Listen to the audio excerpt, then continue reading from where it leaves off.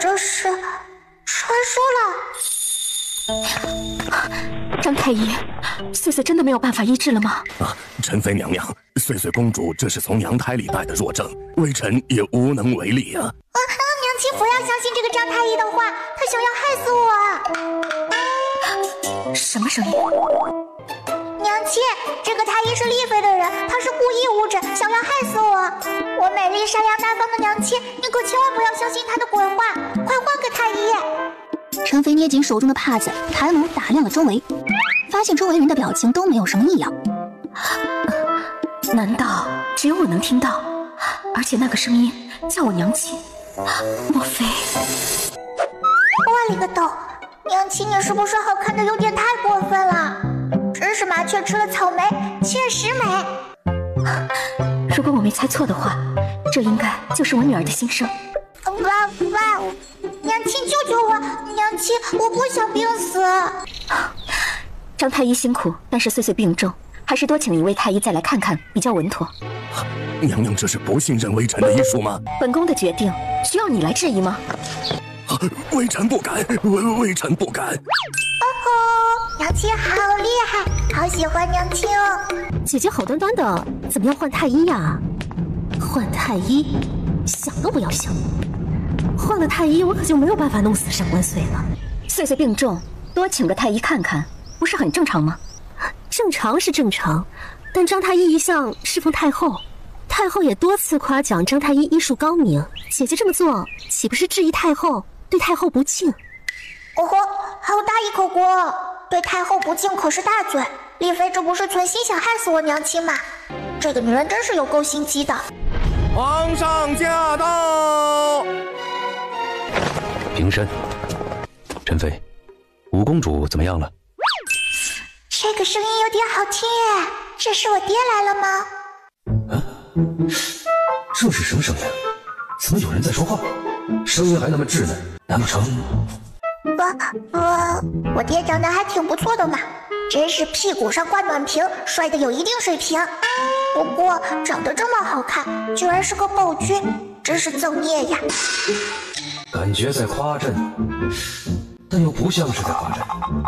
上官云呆住了，他不动声色地观察着周围的人，发现他们的表情并没有什么异样。难道只有朕能听见？朕不愧是真龙天子啊！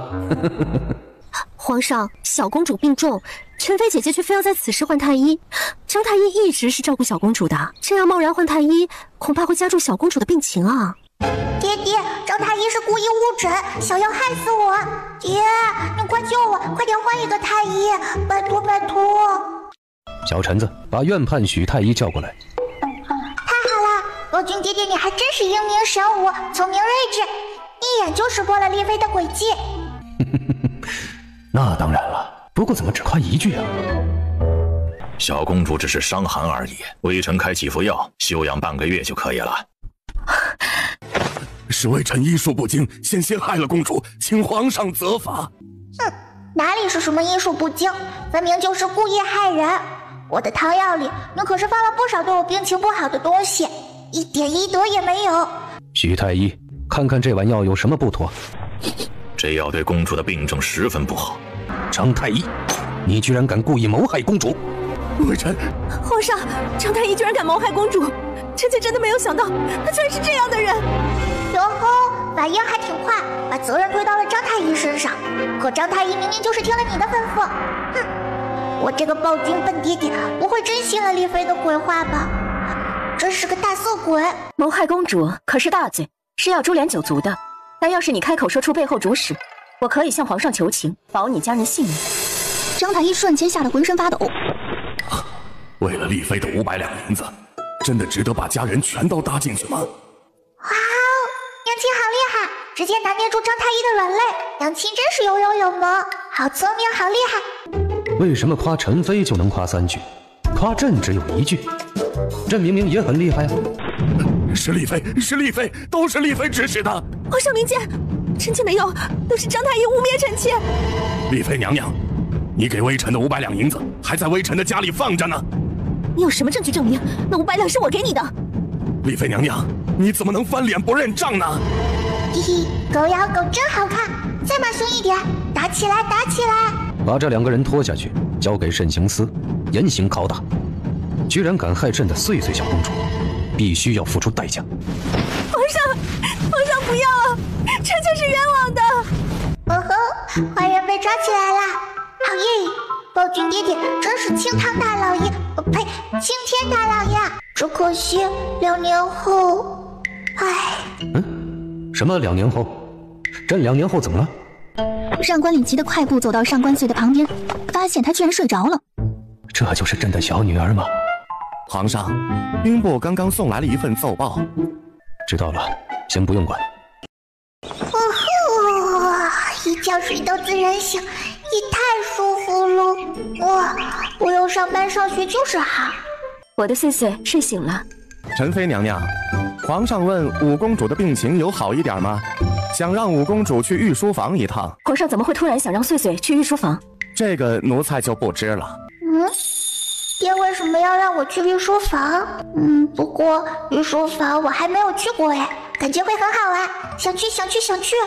我好娘亲，让我去看看呗。算了，只要岁岁开心，他想干什么都可以。那就请陈公公稍等片刻，公主才刚醒。奴才担不得娘娘一个请字，奴才在外候着就行。拜拜喽，娘亲，我很快就回来。事实果然像岁岁所说的那样，丽妃收买了张太医，让他故意夸大岁岁的病情，并且在暗中给岁岁的汤药下毒。但有个问题他还没想明白，岁岁是怎么知道这些事情的？莫非岁岁是神女降世，可以知晓未来，洞察人心，所以朕才能听到岁岁的心声。这是上天的赐福啊！大越国一定会越来越好的。皇上，五公主到了。朕的女儿真是可爱极了，不仅可爱，而且还是个福星。皇上，陈妃娘娘说小公主喉咙不舒服，暂时说不了话。无妨，反正朕能听到岁岁的心声，还能更直接、更真实。原来这就是御书房呀，好大好气派呀。不过这个龙椅也太硬了，屁屁有点不舒服。暴君爹爹的屁股是石头做的吗？这龙椅倒也没那么硬吧。罢了，公主尚小，病还没好，去拿个鹅毛软垫和长绒毛毯过来。是。没想到暴君爹爹还怪贴心的，只可惜2年后，2年后怎么了？你快说，2年后怎么了？皇上，镇北侯在外求见，说有事禀报。镇北侯是那个造反的镇北侯吗？什么造反？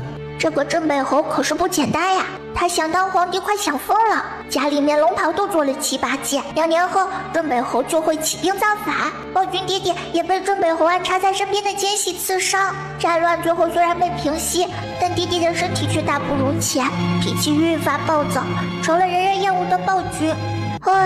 不过镇北侯虽然失败，但10年之后，男主萧子渊可是成功了，还建立了新王朝。微臣拜见皇上，皇上万岁万岁万万岁！皇上为什么要用这种眼神看我？我谋反的想法被发现了，不应该啊！起身吧。上官林努力克制自己的心情，现在还不是打草惊蛇的时候。镇北侯闻言，原本高悬的心此刻也放了下来。启禀皇上，军中粮草已然不足，急需补充。帮你个螺旋冲天大臭屁！说谎话不打草稿，那粮草分明就是你自己私吞了。你不仅私吞粮草，还霸占百姓农田，用朝廷的拨款训练暗卫，这些钱根本就没用到那些将士身上。要不是顾及他现在3岁小孩的身份，上官穗都准备直接上去扇镇北侯一个耳光。这个镇北侯真是该死啊！要不是岁岁，朕恐怕直到2年后才能发现。粮草的事朕知道了，但现在国库吃紧，暂时没有多余的钱拨给军队。皇上居然拒绝了！以前明明一直都是我要什么皇上给什么的呀。皇上，可是军队将士们实在是等不及了呀。镇北侯，朕记得前段时间刚刚给你一大批粮草，怎么会这么快就用完了？莫非？微臣不敢，微臣不敢呐，微臣绝对不敢。你哪里不敢？你可是太敢了！每一次朝廷拨下去的粮草都会被你贪掉一半，所有想要讲出真相的士兵都会被你直接杀掉。还是暴君爹爹更厉害，这么快就意识到了不对劲。粮草用得这么快，你这个将军也有问题，罚俸1年，自己回去反思反思。我因为要来粮草，还被罚俸？出去，朕不想看到你。镇北侯不敢做任何反抗，只能如丧家之犬一样灰溜溜地跑开。哇哦，宝金爹爹真的是太棒了！这样看来，2年后的那场叛乱说不定就能避免掉了。好啦，我以后就不叫你暴君了。太好了，岁岁总算不叫朕暴君了，朕可不想当暴君呢。看来把岁岁带到御书房的决定是对的，他果然是朕的小福星，是上天赐下的珍宝。皇上，大皇子在殿外求见，让他进来。上官爵的长相和上官林有6成像，只是上官爵的脸色更加苍白，嘴唇上也没有什么血色。儿臣拜见父皇。起身吧。哦，这就是我大皇兄吗？真是大风吹门框，帅得响当当。和大哥贴贴，这辈子最喜欢帅哥了。怎么所有人都能被夸3句，到朕就只剩1句？什么声音？叫我大哥，声音还这么稚嫩。莫非这是五妹妹？上官爵这才注意到上官穗，毕竟上官穗实在是太矮了，所以刚才听到的，难不成是五妹妹的心声？上官爵抬眸，发现父皇脸上并没有什么表情，看起来他刚才并没有听到。难道只有我能听见？没想到我和五妹妹还挺有缘分的。可惜我大哥这么精彩绝艳的人，却不幸早逝。唉，谁早逝？我大儿子要死了。唉，我这个大哥什么都好，文章也好，字也好，却没想到最后栽在一个女人身上。说起来真是孽缘。1年前，大哥在郊外被一个女子所救，那女子名叫萧韵。我大哥感激萧韵的救命之恩，就把萧韵带回府，好吃好喝的带着。却没想到，这个萧韵竟然一直在暗中偷偷给我大哥下毒，我连我大哥哥临死之前都不知道。五妹妹怎么会知道萧韵的事？萧韵的存在，我从来没有告诉过任何人。父皇，儿臣突然想起府中还有一些事情没有办，想先行回去一趟。快去吧。看来是真困了，朕还是亲自把穗穗送回去吧。去陈妃宫里。摆驾碧华宫。不出1炷香的时间，皇上亲自把5公主抱回碧华宫的事情，立刻在整个皇宫传遍了。大皇子府，上官爵前脚刚到主院，后脚萧韵便也到了。殿下，您回来了。殿下，你今天早上走得急，连药都忘喝了。上官爵看着面前黑乎乎的药碗，脑中不由想起那个稚嫩的声音。这药我一定要喝吗？我从去年喝到现在，身体好像也没好多少。汤药当然要喝久一点才能看到效果。是吗？当然啊。这病秧子今天是怎么回事？居然开始质疑了。不喝药，孩子怎么送他上西天？殿下快喝吧，药凉了，药性就差了。知道了。说完就转身回了书房。萧韵看着上官爵的背影，唇角勾起。我就知道，上官爵最听我话了。这世上就没有男人能拒绝我的魅力。上官爵进入书房，把药碗放到桌上，拿出试毒银针放了进去。只是一瞬间的功夫，银针立刻变黑，药里面有毒。果然和五妹妹说的一样，萧韵一直在给我下毒。我是那么信任她，从来都没怀疑过她。这件事必须要查清楚。碧华宫，上官穗打着哈欠，慢悠悠睁开眼睛。穗穗，你醒了吗？穗穗，饿不饿？娘亲给你做了你最喜欢的鱼汤。喜欢娘亲，好喜欢娘亲。陈妃温柔一笑，抱起上官穗，走到碧华宫的正殿里。哦，我爹怎么来了？怎么？见到朕很不高兴吗？还是想和美丽娘亲一起吃饭。好吃，美丽娘亲做的饭真的是太好吃了。别的嫔妃都是让下人做好，再端到我爹面前，还说那是他们自己做的。我娘亲可不一样，她是真的会做饭，而且做的还这么好吃。我娘亲真的是太厉害了。皇上，柔妃娘娘说她身体不适，想请您去看看她。服了，身体不适就去找太医呀，来找我爹干嘛？我爹又不会看病，又是一些妖宠的小伎俩哦。我爹这个大猪蹄子肯定又上当了。什么是大猪蹄子？原本还不觉得，经穗穗这么一说，柔妃病的确实还挺频繁的，而且基本上都是朕在别的嫔妃宫里的时候。告诉柔妃，让她自己去找个太医看病，朕没时间。我爹居然真的拒绝柔妃了。大猪蹄子有长进吗？浅夸一下吧。什么叫浅夸呀？这不值得大大夸奖一下吗？哎呀，罢了罢了，穗穗愿意夸就已经很不错了。不过什么时候穗穗也能夸朕3句呢？上官穗吃饱喝足，窝在陈妃怀里。我爹怎么还不走啊？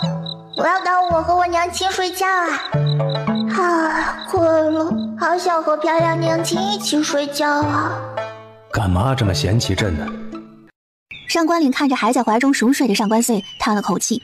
他把穗穗带到御书房，就是想听听他的心声，看看身边还有哪些奸臣。不过没想到都已经热上3竿了，穗穗还没睡醒。皇上，御膳房送来了碗鱼羹。知道了。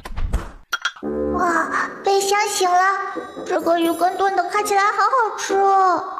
女儿似乎有点爱吃啊。上官穗正在快乐地吃着鱼羹，耳边突然听到上官爵的声音：“儿臣拜见父皇。”起来吧，镇北侯贪污军饷的事情就交给你办了。儿臣遵命。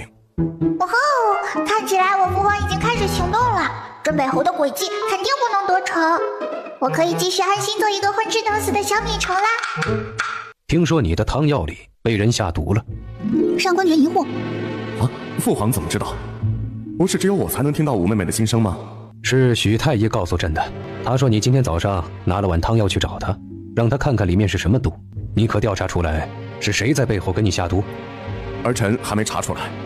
还能是谁？当然是贤妃了。这个萧韵就是贤妃的人，去年救了我大哥的事情都是他们故意设计的。如果是贤妃在背后害人，那这件事情确实不太好办。贤妃育有3皇子，母家镇北侯更是势力庞大。父皇，儿臣有一个想法，我们不如来一招引蛇出洞，来引出那背后之人。大皇子府，什么？云行大师要回京了？对，云行大师是当世名医，如今终于要回京了。有他在，我的病想必很快就能好。怎么，韵儿，你不为我开心吗？当然开心了。云行大师要回来，他会不会查出药里面被人下毒？我和贤妃的计划怎么办？深夜，一个瘦小的身影从大皇子府的后门偷溜了出去。大皇子，我们就这么把萧韵放走了，万一他再也不回来了怎么办？不会，他已经在我身边埋藏了整整1年，怎么可能会轻易放弃？他现在肯定是去找贤妃，和他商量对策。如果能把贤妃牵扯进来，这件事情就成功了。殿下真是太聪明了。聪明的不是我，是五妹妹。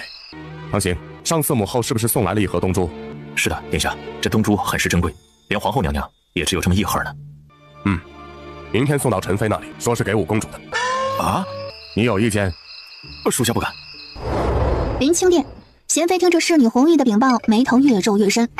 云行大师不是一直在外云游吗？怎么会突然来京城？云行大师进京那日，派我们的人去把他截杀。大皇子的病绝对不能被治好，否则我的3皇子还怎么登基？娘娘说的是。皇上那边呢？今天晚上去谁那儿了？今天晚上又去了陈妃宫里吃饭，已经连续3天了。而且即使是柔妃亲自去请皇上，皇上也不去她那儿，还是留在了陈妃宫里。陈妃平时不吭不响的，没想到却是个有心计的。娘娘，那我们要不要？当然。也不知道我爹老把我带来御书房干嘛。想在漂亮娘亲怀里睡觉。一旁批阅奏折的上官岭闻言，不禁失笑出声。穗穗饿不饿呀？吃点糕点吧。如果有好吃糕点的话，那似乎来御书房也不错。朕的小女儿果然是个爱吃鬼。上官岭继续批阅奏折。楼长青酒楼杀人。楼长青，那不是娘的亲弟弟，我的小舅舅吗？看来剧情还是按照原书发展了。爹爹，小舅舅是冤枉的，他没有杀人，是镇北侯的儿子吕远杀的，是他故意栽赃陷害小舅舅的。在镇北侯的施压下，京兆府迅速结案，小舅舅被判了死刑。小舅舅死后，外祖父郁郁成疾，娘亲更是难过不能自已，不久就都去世了。陈妃会死？不行，不可以。上官岭轻轻拍了拍还在激动的啊吧啊吧的上官穗。穗穗不用担心，父皇相信楼长青。外加朕要亲自去京兆府一趟。京兆府。楼长青，你可认罪？我不认，我没有杀人。有人证，你还有什么可狡辩的？是的，大人，当时我就在旁边，我都看见了，就是楼长青把邢少杀掉的。这个孟田是吕远的人，还不是吕远让他说什么他就说什么。罪犯楼长青拒不认罪，但证据确凿。那么本官宣判，你把我打死吧，就算把我打死我都不会认，我也不会服。吕远仗着父亲是镇北侯，在京城里横行霸道，每个月都会有百姓死在他手里。你这个京城父母官管过吗？那又怎么样？你父亲不过是一个户部侍郎，区区4品，至于你姐姐陈妃，在后宫不过就只有一个小公主，我的姐姐可是有一个小皇子的，你拿什么跟我比啊？皇上驾到！平身。众人抬头，他们惊讶地发现皇上居然不是一个人来的。这是五公主，皇上居然带着五公主一起来了静孝营府。小舅舅好帅，真不愧和我是一家人。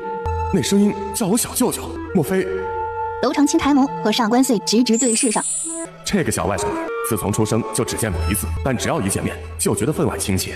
或许这就是血缘的力量吧。所以刚刚听到的，应该就是穗穗的心声啊。他的目光落到皇上脸上，发现他的表情没有任何异样，看起来似乎只有我能听见。你们继续判案，朕就是来随便听听，不用管朕。看来皇上是站在镇北侯这边的。上官岭抱着上官穗，在一旁准备好的椅子上坐下，表情轻松平淡。昨日戌时，在茶陵酒楼的一间包厢内，发生了一起杀人案件，死者是一个叫邢少的书生，嫌犯娄长青被当场抓获，酒楼小儿孟田、校尉吕远都是人证。禀皇上，这便是本案的经过，已经没有任何疑点了。没有疑点，这件事情的疑点比你的头发都多。那邢少是我小舅舅的朋友，我小舅舅干嘛要杀他？杀人动机找到了吗？既然是包厢，孟田和吕远又怎么会是人证？他们是怎么进去的？看着我小舅舅杀人的吗？就你这个智商和能力，还当什么官呀？去喂鸡能把鸡养死，把羊能把羊放跑，成事不足败事有余的东西。朕的宝贝女儿啊，真是太会骂人了，很有朕的风范。娄长青，你来说说吧。昨天傍晚，我原本和邢少一起在茶陵酒楼的3号房间吃饭，结果吕远不知道从哪儿听来的消息，知道我在这儿，他和小二孟田一起推门进来。吕远当时喝得醉醺醺的，见到我就开始辱骂我。邢少听不下去，忍不住出言讥讽。吕远暴怒，一把拿起旁边的花瓶，直接砸到邢少头上，活生生把他砸死。而当时房间里只有我们4个人，邢少被他们杀了，吕远和孟田串通，我就成了那个所谓的凶手。你胡说，这些都是你编的，你没证据。说完，他直接朝娄长青扑去，想要掐死他。把他控制住。吕远真的好笨哦，这么激动，一下子就全都暴露了。也不知道镇北侯怎么会生出这么笨蛋的儿子。现在看来，事情的关键还是在孟田身上。要是他能说出真相，就能还小舅舅清白了。上官岭点头，不愧是他的女儿，和他想的真是完全一样。孟田，你是这个案子唯一的人证，你且如实说，有朕在，看谁敢动你。孟田闻言心中一震，豁出去似的指着吕远大声道：邢少是吕远杀的，是吕远，也是吕远让我说谎，把一切都推到娄长青身上，让娄长青背上这个罪名。你说谎，你信赖我？皇上，小人有证据。昨天晚上，吕远给了小人2锭金子，还在小人身上揣着呢。如果不是吕远给的，小人哪能弄来这么多金子啊？说着，孟田从袖中掏出了2锭金子。证据确凿，人证物证俱在，你还有什么好说？这吕远还怪有钱的，随手就能赏人2锭金子。我到现在可还1锭金子都没有呢，不开心，非常不开心。等会儿朕要去国库里面，也寻些好东西送给穗穗，苦了谁也不能苦了朕的穗穗。等回家要把私房钱拿出来，托人送到宫里都给穗穗。都是微臣的错，是微臣识人不清，这才诬陷了吕远，冤枉了娄长青，请皇上处罚。我呸！明明是你跟吕远2个人一起设计陷害我的小舅舅，现在说的你跟那个受害人一样，真是左脸皮撕下来贴在右脸皮上，一边厚脸皮一边不要脸。禀皇上，事实并非像府尹大人所说的那样。说。府尹并非毫不知情，这件事情是府尹和吕远一起设计的。刚才在大堂上，府尹不听我的辩驳，最后更是直接就定了我的罪，在场的差役们都能作证。是这样吗？禀皇上，是这样的。府尹大人说不用管娄长青，到时候直接定罪就好了，出了什么事镇北侯会替他解决。哼，朕倒是不知道，原来这京城已经是镇北侯做主了。禀皇上，微臣要状告校尉吕远草菅人命，3年间他共杀害18名无辜百姓，每一桩血案微臣都有证据。而府尹张生明明对这些命案全都知情，却从来不管，任由吕远胡作非为。放肆！弟弟不要生气，坏的是镇北侯，是他辜负了你的信任，你不要自己气自己呀。传朕口谕，京兆府府尹张生10位肃参，贪赃枉法，判处斩立决，明日执行。是。呵呵，这次真的好险！这明明是一个无比清晰的案子，但是膨胀的权力可以让黑的变成白的，让无辜者变成杀人犯。上官岭闻言沉默，目光也不由落到地上的吕远身上。罪犯吕远则打100大板，关入地牢，听候处置。镇北侯现在还没有完全解决，只能暂时留他一条性命。这次真的全靠穗穗啊！如果不是他，朕恐怕就真的冤枉了娄长青。现在不仅处置了奸臣，还抓到了镇北侯的关键把柄。岁岁真是朕的小福星啊！真是多亏了岁岁啊！事情能解决真好，要是爹爹能够重用小舅舅就好了，他可是一个不可多得的将才呀。朕好像从来没在早朝的时候看到过你，你现在是什么职位啊？禀皇上，微臣现在是一个9品的人勇校尉，是没有资格上早朝面见陛下的。朕很看好你，朕决定破格封你为正4品的云辉将军。臣谢主隆恩。好耶，小舅舅升职喽，娘亲和外祖父一定很开心。侯府，侯爷，你说这可怎么办呢？月儿长这么大，什么时候吃过这种苦啊？听说还打了100大板，咱们可就这一个儿子呀。夫人，你不用担心，皇上只是罚元儿打了100大板，又没有像福尹张生那样直接砍头。想来皇上也是看在我的面子上，对元儿法外开恩了。那皇上今天为何会突然去京兆尹府，亲自去断这种小案子？他会不会发现了什么呀？不会，关于我们想要做的那件事，我策划的非常隐蔽，皇上不可能发现。皇上现在这样，估计是觉得前段时间我们过分张扬了，想要敲打敲打我们。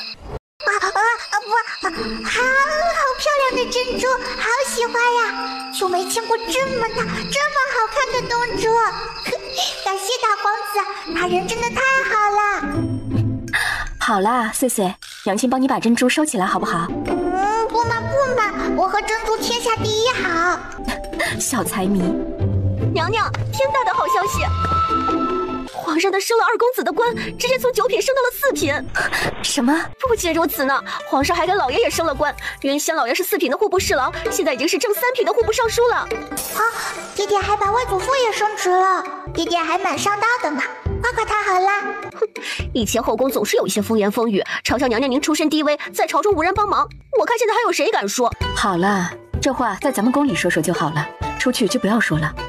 娘娘放心，奴婢知道什么该说，什么不该说。哎，对了，娘娘，刚才贤妃派人过来，说明天会在灵清殿准备一个宴会，问娘娘去不去？去吧，皇后和太后去灵山礼佛了。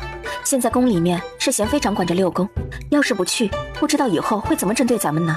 娘娘说的极是，奴婢这就去为娘娘准备明天穿的衣服。大皇子府，殿下，你又忘喝药了？今天太累，不喝药了，我先回屋了，你也早点休息。杨子，这是什么意思？不应该啊，我明明都是按照剧情发展走的呀。给上官爵下药，明年这个时候，上官爵就会神不知鬼不觉的死去，大家都只会以为他身体不好。2年后，镇北侯会叛乱。虽然在书中这次叛乱失败了，但现在有我的帮助，镇北侯一定会成功。我可是知道剧情的人，而我也会在叛乱之后嫁给3皇子，成为大虞国的皇后。萧韵这样想着，心情也瞬间好了不少。反正上官爵现在中毒一身，也活不了多久，管他现在怎么想。爹爹今天没有把我带去御书房，好耶！今天可以一天都和娘亲贴贴了。上官岁看到陈飞的那一刻，眼睛都直了。哇，乍一看很美，2扎3扎4 5扎还是很美，和漂亮娘亲贴贴。陈飞听到岁岁的心声，忍不住弯唇。岁岁的嘴呀，真是太甜了。岁岁今天想不想和娘亲一起去赏花啊？赏花好呀，到时候肯定有很多漂亮姐姐，要去，娘亲我也要去。御花园，宁嫔，你知道等会儿该怎么办吧？臣妾清楚，这一胎本来就保不住，还不如用来搏一搏，换来贤妃的庇护。陈妃妹妹可来了，姐姐等了好久了。这就是5公主吧？生得当真可爱。5公主刚刚大病初愈，还是不要围着她了，对小公主的身体不好。岁岁，我们去那边看看好不好？只要能和娘亲在一起，去哪里都好。看着2人离开的背影，贤妃立刻朝宁嫔使了个眼色。宁嫔点头，立刻跟了上去。岁岁，小心一点，不要摔着。我的岁岁连走路都这么可爱。上官岁闻声回头，却正好看到陈飞身后突然窜出来一个粉色的身影。那人自己撞了下陈飞，然后又猛地摔在地上。上官岁看呆了。什么东西还能这样碰瓷？我的孩子！哎呀，宁嫔，你怎么了？快去穿太医呀！臣妾也不知道是哪里得罪了陈妃娘娘，陈妃娘娘她居然推了臣妾。哎呀，怎么会这样？服了，好差的演技！我娘亲这才刚刚得宠几天呀，居然就这么迫不及待的想要陷害她。皇上驾到！臣妾给皇上请安。这是怎么了？禀皇上，今天赏花，陈妃不知怎么了，竟然推了宁嫔一下。宁嫔这一胎，怕是保不住了。不是吧，不是吧，这么 low 的宫斗剧情，我爹都能信。漏？什么漏了？虽然这个词他没听懂，但是后面的宫斗他是听懂了。他最烦的就是这些事情。还愣着做什么？还不快把宁嫔扶起来，让太医来看看。皇上怎么突然这么生气了？莫非是生陈妃的气？还请皇上为宁嫔妹妹做主呀！宁嫔妹妹第一次有孕就发生这样的事情，实在是太可怜了。臣妾赶到时就只见宁嫔妹妹躺在地上，身边只有陈妃和小公主。你是说当时只有陈妃、宁嫔和小公主3人在？是的，皇上，真相实在是再清晰不过了。谋害皇嗣，陈妃这一次必死无疑。真相个鬼！真相就是宁嫔故意碰瓷，故意摔倒在我娘亲面前，想要陷害我娘亲。宁嫔这一胎本来就保不住，她就是想用这个机会害我娘亲。这个贤妃也跟宁嫔是一伙的，故意设计的这一出戏。禀皇上，宁嫔娘娘这次流产是因为受了外力冲击，这才导致流产的。你这个太医可真会胡说八道！宁嫔流产的原因分明是出门前刚喝的落胎药，你这都扒不出来。哦，我明白了，你这个太医是贤妃的人，一起做局来陷害我娘亲。怎么一个个都这么爱收买太医啊？丽妃收买张太医，贤妃收买王太医，合着人手一个太医呗。上官穗越想越气，还以为我爹多英明神武呢，没想到也会被这种小伎俩蒙蔽双眼。混局，再也不是我的好爹爹了。王太医，你确定宁嫔是因为摔倒才流产的吗？微臣，你要知道欺君是要株连九族的。皇上恐怕是知道什么了，不然绝对不会这么问。要是还帮着贤妃，恐怕是不会有什么好下场的。请皇上恕罪，微臣并非有意欺瞒皇上。宁嫔她确实受到了外力冲击，但真正让宁嫔流产的是宁嫔半个时辰前喝下去的堕胎药。果然和穗穗说的分毫不差。告诉朕，是谁让你说谎陷害陈妃的？是贤妃娘娘让微臣这么做的。宁嫔这一胎太过虚弱，是绝对保不住的。贤妃知道后就想了这个办法，是她吩咐微臣给宁嫔送去堕胎药，也是她吩咐微臣见到皇上时要隐瞒宁嫔流产的实情，把责任都推到陈妃娘娘身上。请皇上明鉴，这件事情与臣妾无关呢。臣妾伺候皇上10几年，皇上还不了解臣妾吗？臣妾怎么可能会做这样的事情？还没做过，你干的坏事还少吗？先是给大皇子下毒，在后宫也没放过我和我娘亲，真是太可恶了。说不定大皇子之后就是我呢。什么？贤妃还给大皇子下毒了？陈妃被这突如其来的消息吓得有些晕头转向。我是不是知道了什么惊天秘密？先是大皇子，接着是穗穗，贤妃这是准备把朕的孩子全都赶尽杀绝吗？这实在是太过分了。上官岭深吸一口气，他当然知道现在镇北侯还没收拾，暂时还不能惩处贤妃，但这口气他实在是咽不下。贤妃构陷嫔妃，剥夺协理6宫之权，幽禁临清殿，没有朕的允许，不准出宫1步，还不快把贤妃带走！宁嫔降为答应，幽禁宫中，不许再出来。我不该相信贤妃的，不该陷害陈妃的。爹爹还算是明辨是非。欺负我娘亲的人都要受到惩罚，但是贤妃的这个惩罚也太轻了吧？要不是我爹爹明辨是非，还不知道事情会糟糕成什么样呢。陈妃一向温厚娴雅，朕特赐协理6宫之权，在皇后回宫和太后从灵山回宫之前，6宫处事都交给陈妃打理。今天陈妃受屈，特赐黄金1万两，锦缎1000匹。听到黄金2个字，上官穗的眼睛嗖的就亮了起来。喂，黄金好呀，金灿灿的，多好看！今天2公子差人从宫外送来了一些东西。什么东西？盒子打开，里面是500两的碎银子。2公子说这钱是给穗穗公主的。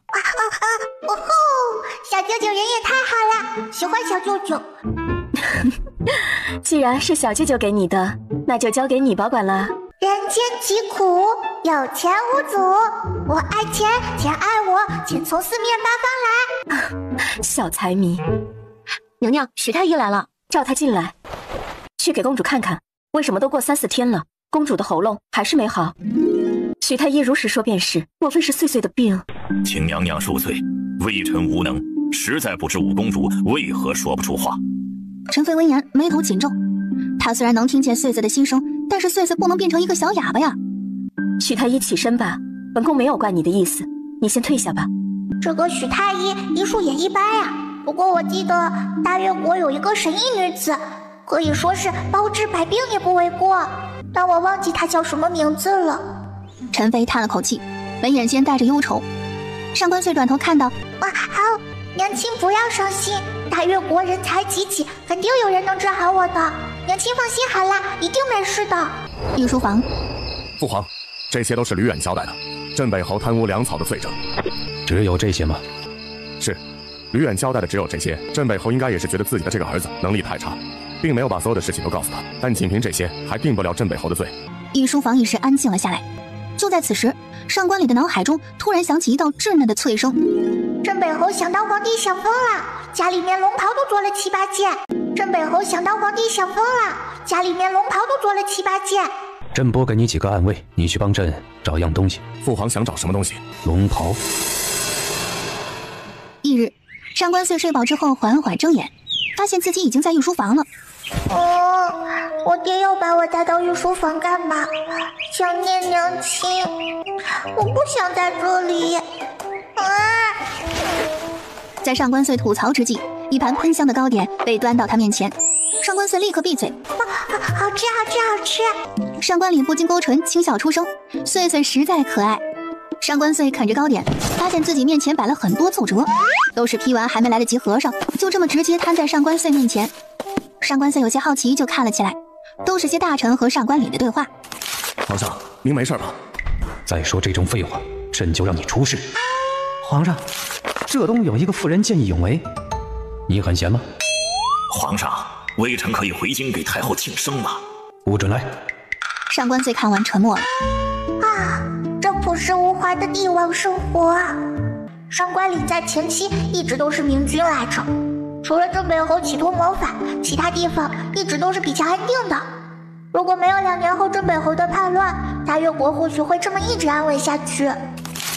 冯太傅要辞官回乡。冯太傅，爹爹不能让他走。穗穗也想看这个奏折吗？我不想看奏折，我不想让冯太傅走。穗穗不想让冯太傅走啊？我爹总算是明白了，差点就以为我爹变成笨蛋了。以后再也不逗穗穗了。要是穗穗真以为朕是笨蛋就不好了。冯太傅不重要，他的孙女才重要。他的孙女冯爱慈可是真正的神医呀，能治百病。如果能见到他，我的喉咙一定能被他给治好。上官礼闻言立刻提起精神，能治穗穗的喉咙，那可真是太好了，一定要召她进宫。但是冯太傅的孙女怎么会是神医呢？之前也没听说过呀。上官穗晃着小脚开始回忆原书剧情。冯太傅的夫人出身医术世家，一身医术却只能困在闺阁之中。他把自己的毕生所学都交给了孙女冯爱慈。看来这个冯爱慈确实医术不错，可以召进宫来，让她帮穗穗看病。同时，上官林也没有错过上官穗所说的原书2字。穗穗知道的事情，似乎都是从这个原书里面来的。穗穗是上天的赐福，是神女降世，所以这个原书其实就是天书。上官穗继续扯着上官林的衣角，用嘴型讲道：爹爹，我想见冯太傅的孙女。上官林装着读唇语的样子。穗穗想见冯太傅的孙女。上官穗点头。爹爹好聪明，竟然还会读唇语。上官林尴尬地笑了2声，幸亏他能听见穗穗的心声，不然光看唇语还真搞不懂穗穗在说什么。陈公公，去冯太傅府上传朕口谕，召冯太傅的孙女明天进宫去见陈妃。奴才遵旨。上官穗闻言顿时松了口气，自己的喉咙有救了。上官林也开始安心继续处理正事。穗穗是不是累了？爹爹带穗穗去御花园逛逛好不好？好呀，出去走走。我在这里坐了快2个时辰了，坐的屁股都疼了。出去玩。上官穗迈着小短腿在御花园的鹅卵石路上摇摇晃晃地走着。突然，一个侍女突然从袖中抽出一柄匕首，朝上官林直直刺去。就在此时，一个侍卫飞身上前，长剑翻转间，顷刻便将那侍女制住，摁倒在地。穗穗，你没事吧？刚才真的是太惊险了，幸亏爹爹没事。这个侍女胆子可真大哦，大庭广众之下居然敢刺杀皇上。你反应很快，是个不可多得的人才。你叫什么名字？禀皇上，臣名叫马景新。这个名字怎么那么耳熟呢？你武艺高强，在御林军里面巡视皇宫，有些委屈你了。不如……不可以，爹爹，这个马景新是镇北侯的人。爹爹，您可千万不要把这个马景新留在身边啊！他可是会暗害你的，他是镇北侯的人。幸亏有岁岁提醒，不然真就把一头恶狼留在身边了。侍卫马景新救驾有功，朕特赐黄金100两，以示嘉奖。怎么会这样？皇上居然没有把我调到身边做近身侍卫，那今天安排的一切不就全都泡汤了吗？后羿的计划怎么办？完了，可究竟是哪里出错了呢？哦吼，我跟爹爹真是心有灵犀啊！太好了，镇北侯的计划泡汤喽！禀皇上，陈妃娘娘让奴婢接小公主回碧华宫，公主吃药膳的时间到了。好耶，娘亲来接我啦，好想娘亲哟！你跟着一起送公主回宫。皇上是真心疼爱我公主啊，把公主看得跟眼珠子一样。突然间，上官穗脚步一顿，什么声音？好像是有人在吹箫，还挺好听的。御花园的城湖边，少年长身玉立，仪姿如仙。我天，上一次见到这么帅的还是在上一次，长得这么帅就算了，箫吹得还这么好。什么声音啊？帅哥你好呀！上官怀眉头微动，明明他的嘴没有张开，但为什么我能听到他的声音啊？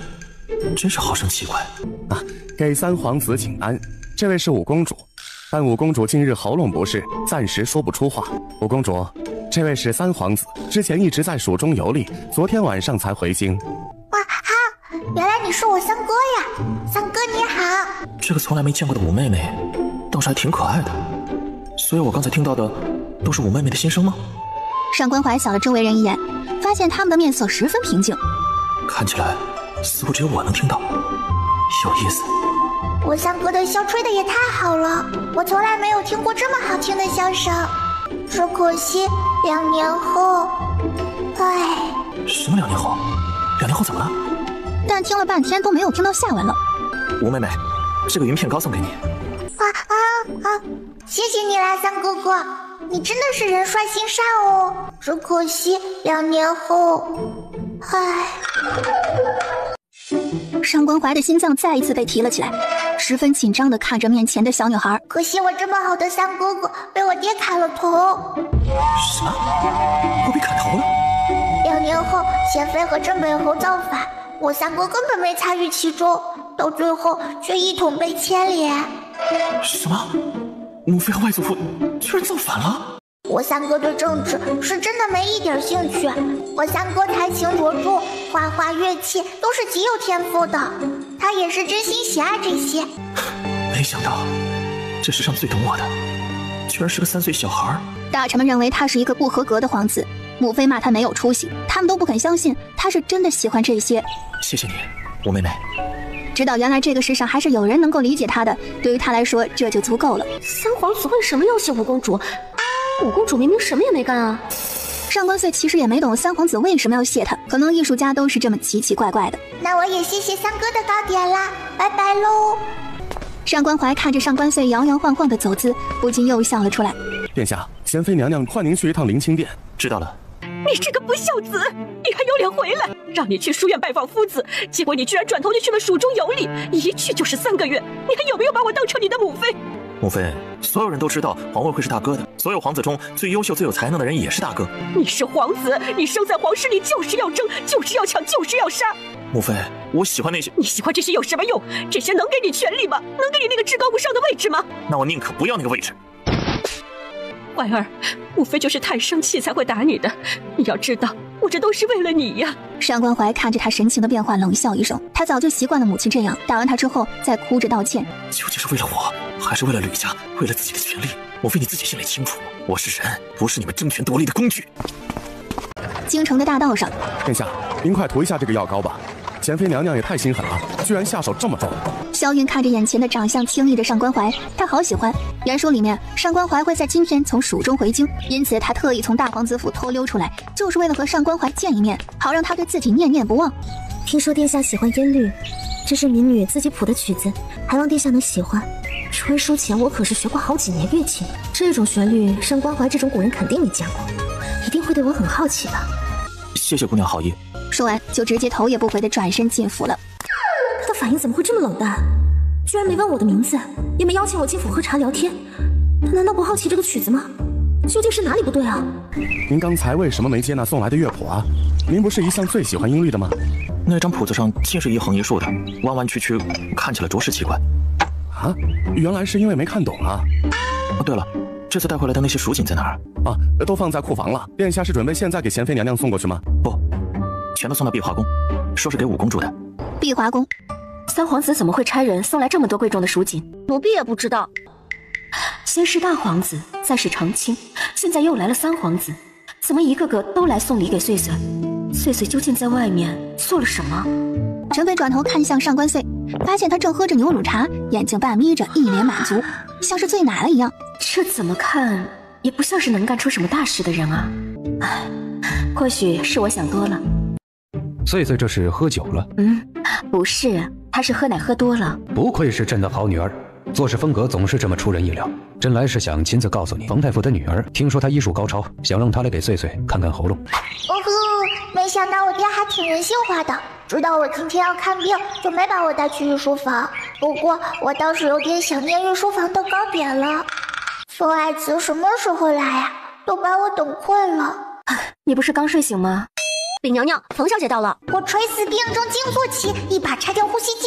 还有什么灵丹妙药，能比姐姐的美貌更能妙手回春呢？姐姐好美，我好爱。穗穗这张嘴呀，可真是伶俐。臣女拜见陈妃娘娘，拜见5公主。不用多礼。姐姐好漂亮，好喜欢。小公主真是可爱。嘿嘿嘿，漂亮姐姐夸我喽。听说你颇通医术，想让你给公主看一下身体。臣女遵命。说完，他便伸出手，开始给上官穗搭脉。公主怎么样？为什么现在都说不出话来？娘娘放心，公主并没有什么大碍，只是身体余毒未清，加上火气攻心，这才导致暂时说不出话来。既然如此，那我也放心了。只要臣女为公主施一次针，再开几副药，公主很快便能痊愈。要扎针了，最讨厌扎针了。希望所有的针头能从世界上消失，我和针头不共戴天。我好可怜啊。穗穗，已经扎完针了。怎么这么快？这道稚嫩的脆声在大殿中响起，所有人都是一惊。我这是能说话了。好耶好耶。穗穗，你能说话了。娘亲，我终于可以说话，可以出声啦！谢谢你，冯姐姐，你真是人美心善，医术高超啊！这次真是谢过冯小姐了，能帮到公主，已是臣女最大的福分了。娘娘不用这么客气。你不知道本宫因为公主喉咙的事情忧心了多久，你这是帮了本宫大忙啊！这个算本宫的谢礼。不，娘娘。冯姐姐，你快拿着吧，不然我娘就要生气了。那真是谢过娘娘了。应该是我们谢谢你才对。冯姐姐，你的医术这么好，有想过开膛坐诊治病救人吗？穗穗可真会开玩笑，哪有女子开膛坐诊当大夫的？她哪里不想，是她不能啊。听说穗穗能说话了，快叫声爹爹来听听。虽然你真的是我爹，但这句话真的很欠揍。虽然内心吐槽，上官穗还是脆声喊了一句：“爹爹。”嘿嘿嘿，这声爹爹可真是太好听了。看来那冯爱慈的医术确实不错。陈公公，传朕口谕，赏冯尚书之女冯爱慈黄金1000两，以示嘉奖。等一下，怎么了？臣妾想请皇上再加一道口谕，明日召冯爱慈和冯夫人一同进宫。召见冯夫人干嘛？难道穗穗的病还没好吗？只是想一起说说话罢了。嘿嘿，这可是我和娘亲之间的小秘密，才不会告诉你呢。算了，女儿和陈妃居然已经有小秘密了。不过上官琳很快反应过来，有小秘密又怎么样？她可是能听到穗穗心声的。穗穗心里在想什么，她都知道。皇上，贤妃娘娘送来了一封书信。什么书信？不过就是装可怜，好让我爹心软。男人最吃这一套了。我爹一看肯定就受不了了，会直接原谅贤妃那个坏女人。唉，我那可怜的被下毒的大皇兄呀！唉，我那险些被陷害的娘亲呀！朕没忘，拿走，朕不看。果然，我爹知道他一看就会心软，干脆就直接不看。男人果然都是大猪蹄子。朕不是，朕没有啊，朕才不是什么那个大猪蹄子呢。你去告诉贤妃，让她好好禁闭思过。不要再弄这些乱七八糟的事情。哟吼，我爹爹还是蛮清醒的嘛。不过这估计是因为贤妃长得不好看，要是换个漂亮的嫔妃，我爹肯定不会这样。嘿，男人果然都是大猪蹄子。什么大猪蹄子？怎么又是大猪蹄子？以后全皇宫都不准吃猪蹄。林清殿，皇上看书信了吗？他怎么说？有没有说放本宫出去？皇上并没有看书信，还说了什么？还说让娘娘好好思过，不要再弄这些事情了。皇上居然如此不念旧情！娘娘，刚才萧韵传来消息，说明天晚上云行大师的车马便抵京了。把这件事情告诉父亲大人，让他准备好，明天晚上必须把云行大师杀死在城外。是，娘娘放心，大皇子身中剧毒，又没了云行大师看病，肯定活不了多久。等大皇子死了，我的怀儿就是长子，我要让吕家成为大越朝最有权势的家族。冯姐姐真的很厉害，比太医院的太医们还要厉害。公主谬赞了，小女只是对医术也只是略知一二罢了，哪里能和太医院的太医们比较呢？怎么不能比较？我之前喉咙说不出话，太医院的院判许太医怎么也找不到原因，最后还是冯姐姐帮忙，我才能说出话。冯夫人，冯姐姐的医术这么厉害，要是能开个医馆，岂不是能救更多的人？公主真会开玩笑，哪有女子看医馆的？这传出去多丢人呐！早就料到了，母亲是不会同意的。帮助别人治病救人，怎么不算是功德一件呢？冯姐姐医术这么高明，说不定就是菩萨转世，是来人间救苦救难的。冯夫人祖冯姐姐治病救人，岂不就是违背天意？我怎么就违背天意了？没想到岁岁年龄小，说起话来倒是一套一套的。本宫也知道冯夫人的为难之处，不过这件事情也不是没有两全的办法。什么办法？嘿嘿，冯夫人的态度也松动了，这件事情肯定能成。只要不让人知道是冯家的女儿，不就好了？冯小姐开设医馆，可以戴着面纱行医，让人无从辨识。这样听起来确实再无不妥。但是母亲从小到大，女儿听话懂事，从来没有求过母亲什么。这一次就让女儿任性一回吧。好，母亲答应你，母亲答应你。嘿嘿，成功了。冯府什么？开设医馆？这怎么能行啊？我不同意。你说话那么大声干嘛？冯尚书立刻软了，朝冯夫人讨好似的笑了笑。我答应你还不行？京城一处客栈，萧韵坐在2楼靠窗的位置。她今天又偷溜出府，就是为了三皇子。但没想到，在三皇子的府门前等了1天也没见到人。现在要怎样才能让三皇子注意到我，对我死心塌地呢？你听说了吗？就在刚刚，城门外发生了一起劫杀案，一群土匪想要劫杀大皇子的马车。这可是城门口，这群土匪胆子也太大了。谁说不是呢？不过幸亏城防营的军队及时赶到，这群土匪才没有成功，已经全部都被抓了。刺杀云行大师的计划居然失败了，这些城防营的军队肯定早就在城外候着了。难怪上官爵那个病秧子最近总是早出晚归，原来是早就起疑了。幸亏我今天出来了，不行，我不能再回大皇子府了，要想办法另谋生路了。镇北侯府，侯爷，现在怎么办呢？咱们派出去的那些人全都被抓住了，一个都没回来。侯爷，不好了，侯爷，大皇子带着人来抄家了。大皇子，您这是何意啊？镇北侯谋害本宫，又派人暗杀云行大师，人证物证确凿，奉父皇的命令抄家。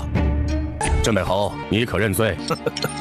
龙王败寇，我没什么好说的。不过我想知道，我究竟是哪里露出了破绽？无论是给你下毒，还是偷做龙袍，我都计划得非常隐蔽。下毒和龙袍的事情，都是他偷听岁岁心声知道的。但是说出来，谁会信呢？罢了，你不愿意说就算了。反正黄泉路上还有你陪伴，我知道你为什么要亲自替身。你不就是想知道解药在哪里吗？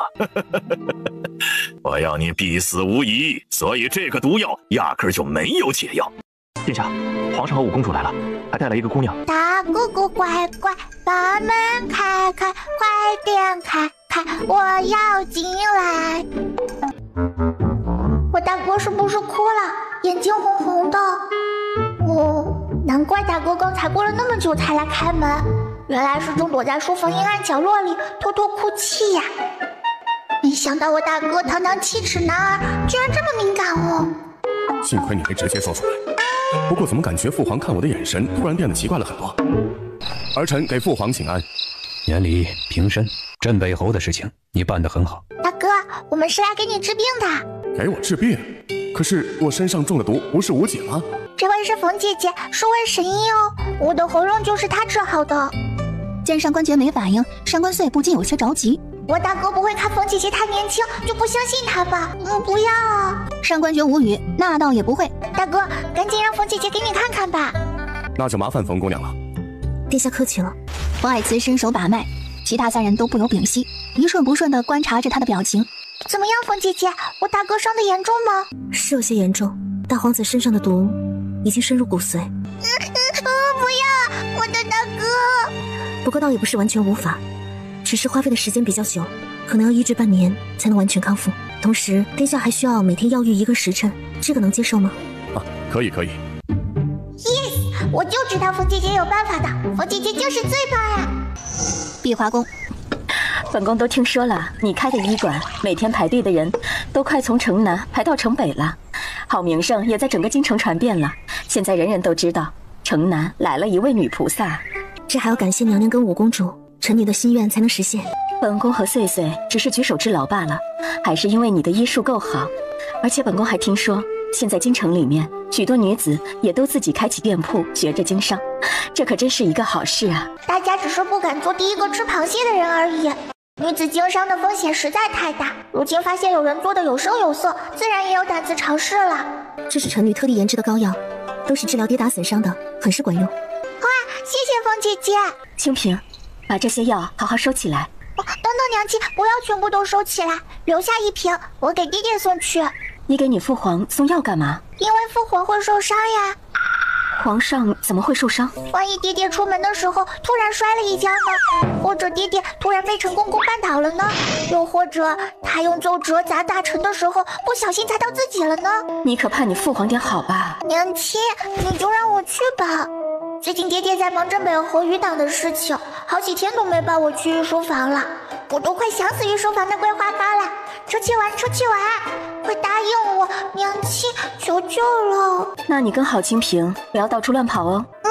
娘亲，我保证一定完整的回来。公主，这条路会离御书房更近吗？我不知道啊。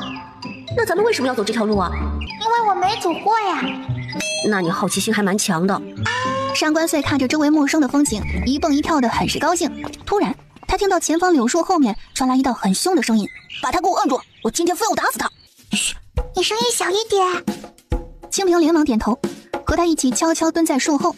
公主，他俩应该是瑞王的儿子。如今在上书房读书，又这么小的孩子，只有瑞王的2个儿子。瑞王虽然是异姓王，但是很受皇上的信任，所以他的儿子也可以和皇子们一起学习。瑞王的儿子，那岂不就是男主了？生逢乱世，我选择直接造反，是一本男频小说，讲的是男主萧子渊一路造反复仇的故事。他是看过原书的，他知道萧子渊这个人报复心有多强。不行，不可以，不能让萧子渊黑化。现在的剧情发展虽然和原书不一样了，但是萧子渊这个人实在是太不可控了，谁知道他会发疯干出什么？这个小崽子明明饭都吃不饱，背书居然还那么快。太傅成天夸他，有什么好夸的？我今天就要把他打到再也背不了书。住手！住手！我看谁敢在本公主面前打人。哪来的小屁孩干公我的事？这是五公主，给五公主请安，给五公主请安。他听他娘亲说过，现在整个皇宫就属五公主最受宠。本公主不想看见你，还不快滚！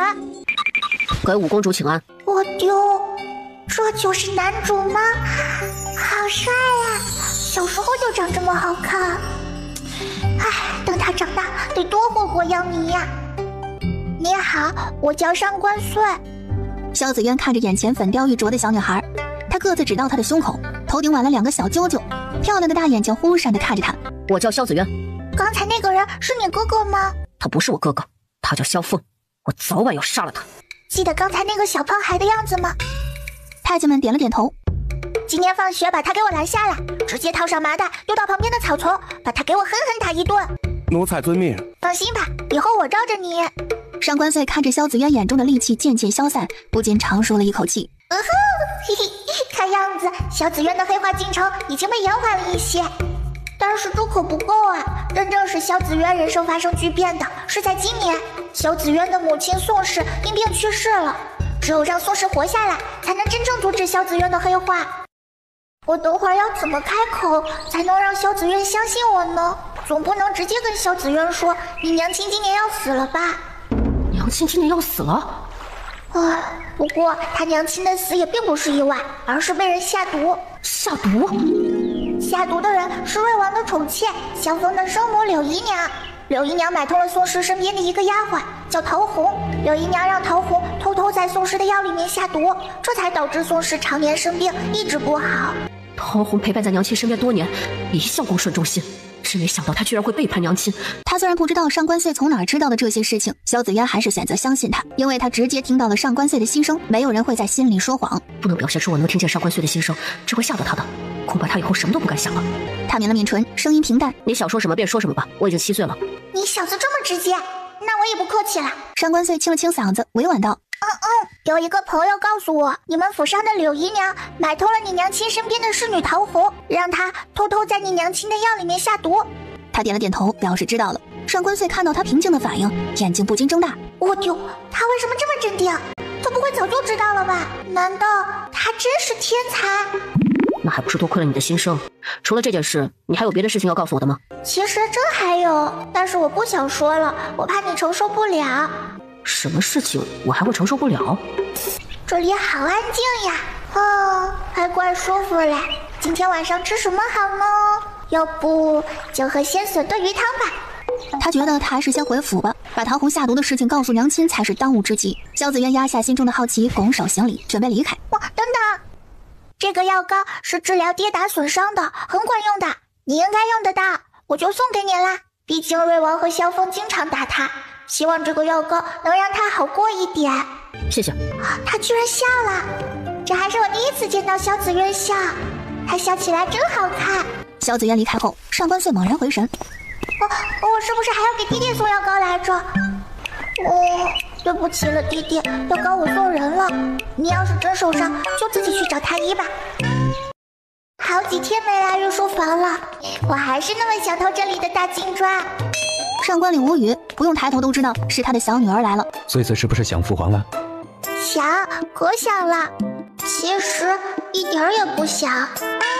上官岭无语，他现在多么希望自己可以听不到穗穗的心声。弟弟，我刚才碰到萧子渊了，他好可怜呀，弟弟，瑞王对他很不好，我想帮帮他。上官岭为难的抿唇，他向来是不管臣子家事的。上官穗看出了上官岭的欲言又止，不禁在心中吐槽起来。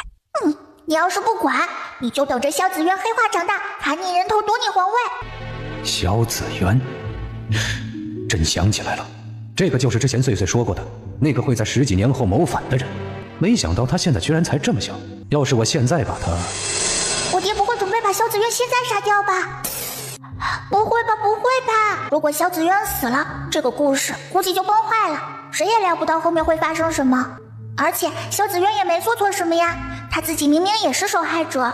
萧子渊就是因为受到的虐待太多，才开始黑化的。事情的根源就是这个瑞王这个偏心眼的爹，宠妾灭妻，纵容柳姨娘和萧峰。上官岭听完穗穗的心声，大概也明白事情的经过了。穗穗觉得我们能怎么帮助萧子渊呢？把瑞王叫进宫，我们敲打他一下，吓唬吓唬他，看看他什么反应。我们再往后做别的行动，毕竟也不能直接把瑞王杀了呀。萧子渊的娘亲宋氏可是很喜欢瑞王的，宋氏现在还生着重病呢。上官岭点头，对上官穗的建议很满意。上官穗在御书房玩到晚上才回碧华宫。上官穗，你今天是不是干什么事情了？完蛋，娘亲叫我全名了，我再也不是她的宝贝穗穗了。娘亲，是那个萧峰先欺负萧子渊的，我看不下去，才想找人简单收拾一下他。你让20个太监去打他，你管这叫简单收拾？那些太监不会没打吧？陈飞没好气的。当然打了，还被我看见了。打了就行，我下次得再多叫点人，万一下次萧峰也带人怎么办？我可不能吃亏啊。娘亲，我也不是故意打萧峰的，实在是他太过分了。今天我路过御花园的时候，刚好看到萧峰正拿着大木棍打萧子渊，他还会故意打翻萧子渊的饭盒，害萧子渊只能饿着肚子上课，饿整整1天呢。娘亲，你不觉得萧峰很坏吗？我只是想给他一个教训，让他不敢再欺负萧子渊。陈飞抿唇，这些他确实不知道，没想到他的穗穗还挺有正义感的。萧峰到底是瑞王的儿子，你下手不能太重。娘亲你放心，我会留他一条小命的。这是什么活阎王啊！罢了罢了，岁岁一向是个有主意的，做事情也知道分寸，也不必再管了。真出了什么事，我也会为他兜底的。走吧，咱们去吃饭。好耶，最喜欢和娘亲一起吃饭了。吃完饭后，上官穗窝在贵妃榻上犯迷糊。陈妃在书桌后查看后宫账本。娘娘，这是内务府新送来的2个侍女，一个叫翠竹，一个叫紫玉。知道了，先收下吧。这个紫玉是贤妃的人，原书里面贤妃是把这个紫玉安插到柔妃宫里，用来陷害柔妃的。没想到这一招现在居然用在了娘亲身上了。陈妃闻言，心脏猛地一缩。2个人都留下，你们先下去吧。是。看好那个紫玉，仔细盯紧她的一举一动。我就知道我娘亲是最聪明的，肯定能发现不对劲。瑞王府。哎呦，我的儿啊，这是怎么回事啊？我也不知道，今天还没出宫门，突然被人套上麻袋，被人到草丛狠狠打了一顿。哎呦，儿子，你是不是得罪什么人了？娘亲，我不知道。你今天在宫里都碰到谁了？我今天遇到五公主了。你今天遇到五公主的时候在干嘛？我当时正拿着木棍打萧子渊呢。柳姨娘明白过来了，应该就是五公主看萧峰动手打人，这才生气的。你呀，以后不要再明着欺负萧子渊了，免得落人画饼。娘，画饼是什么饼？能吃吗？哎，风儿是笨了点，但是没关系，说不定长着长着就变聪明了。现在风儿只是有点贪玩罢了。娘，我今天还听见又有人在背后说我是庶子，萧子渊是嫡子，我不想做庶子，娘亲。哎呦，好，不做庶子，不做庶子。风儿，你放心，娘亲会让你成为嫡子的。哟吼，萧子渊，你这小子还怪积极的，比我大的都早。给公主请安。不用搞这些稀礼，你叫我穗穗就可以了。好的，穗穗公主。你小子诚心的吧？确实如公主所言，那个陶红一直在给我娘亲下毒。你想救你娘吗？当然。这是我的工牌，上面有我的名字，你拿着它去城南一家叫宁和堂的医馆，把这个工牌递过去，坐诊的那个大夫会跟你离开，他可以救你娘。公主，我欠你一命，以后无论任何事，只要公主想，我豁出性命也会为公主办到。别说这些，你快拿着这个去救你娘吧。Yes， 天，能让萧子渊欠我一命，赚翻！不好了，夫人，听说王妃那边又请了一个大夫来看诊。什么大夫？哪里的？就是最近在京城传得很厉害的一个女神医，听说医术很是不错，大家都叫她女菩萨。哼，一个小丫头片子能成什么气候？而且我们有陶红在偷偷下毒，宋氏必死无疑。对了，陶红有没有传来什么消息？陶红说一切正常，没什么异动。那就行，让她小心一点，不要打草惊蛇。我娘亲怎么样了？放心吧，你娘亲没事，我已经施完了针，她现在已经好很多了。多谢大夫。娘亲，你现在觉得怎么样了？确实好了很多，那位大夫真的可以说是神医了。仅仅只是施了1次针，我便感觉身上不似之前那么沉重，喘不上气了。那王妃，那陶红怎么办？先留着吧，暂时不要打草惊蛇。以后我只喝你煎的药。哇塞，这都是我最爱吃的。蓝玉书房其实也挺不错的嘛。穗穗喜欢吗？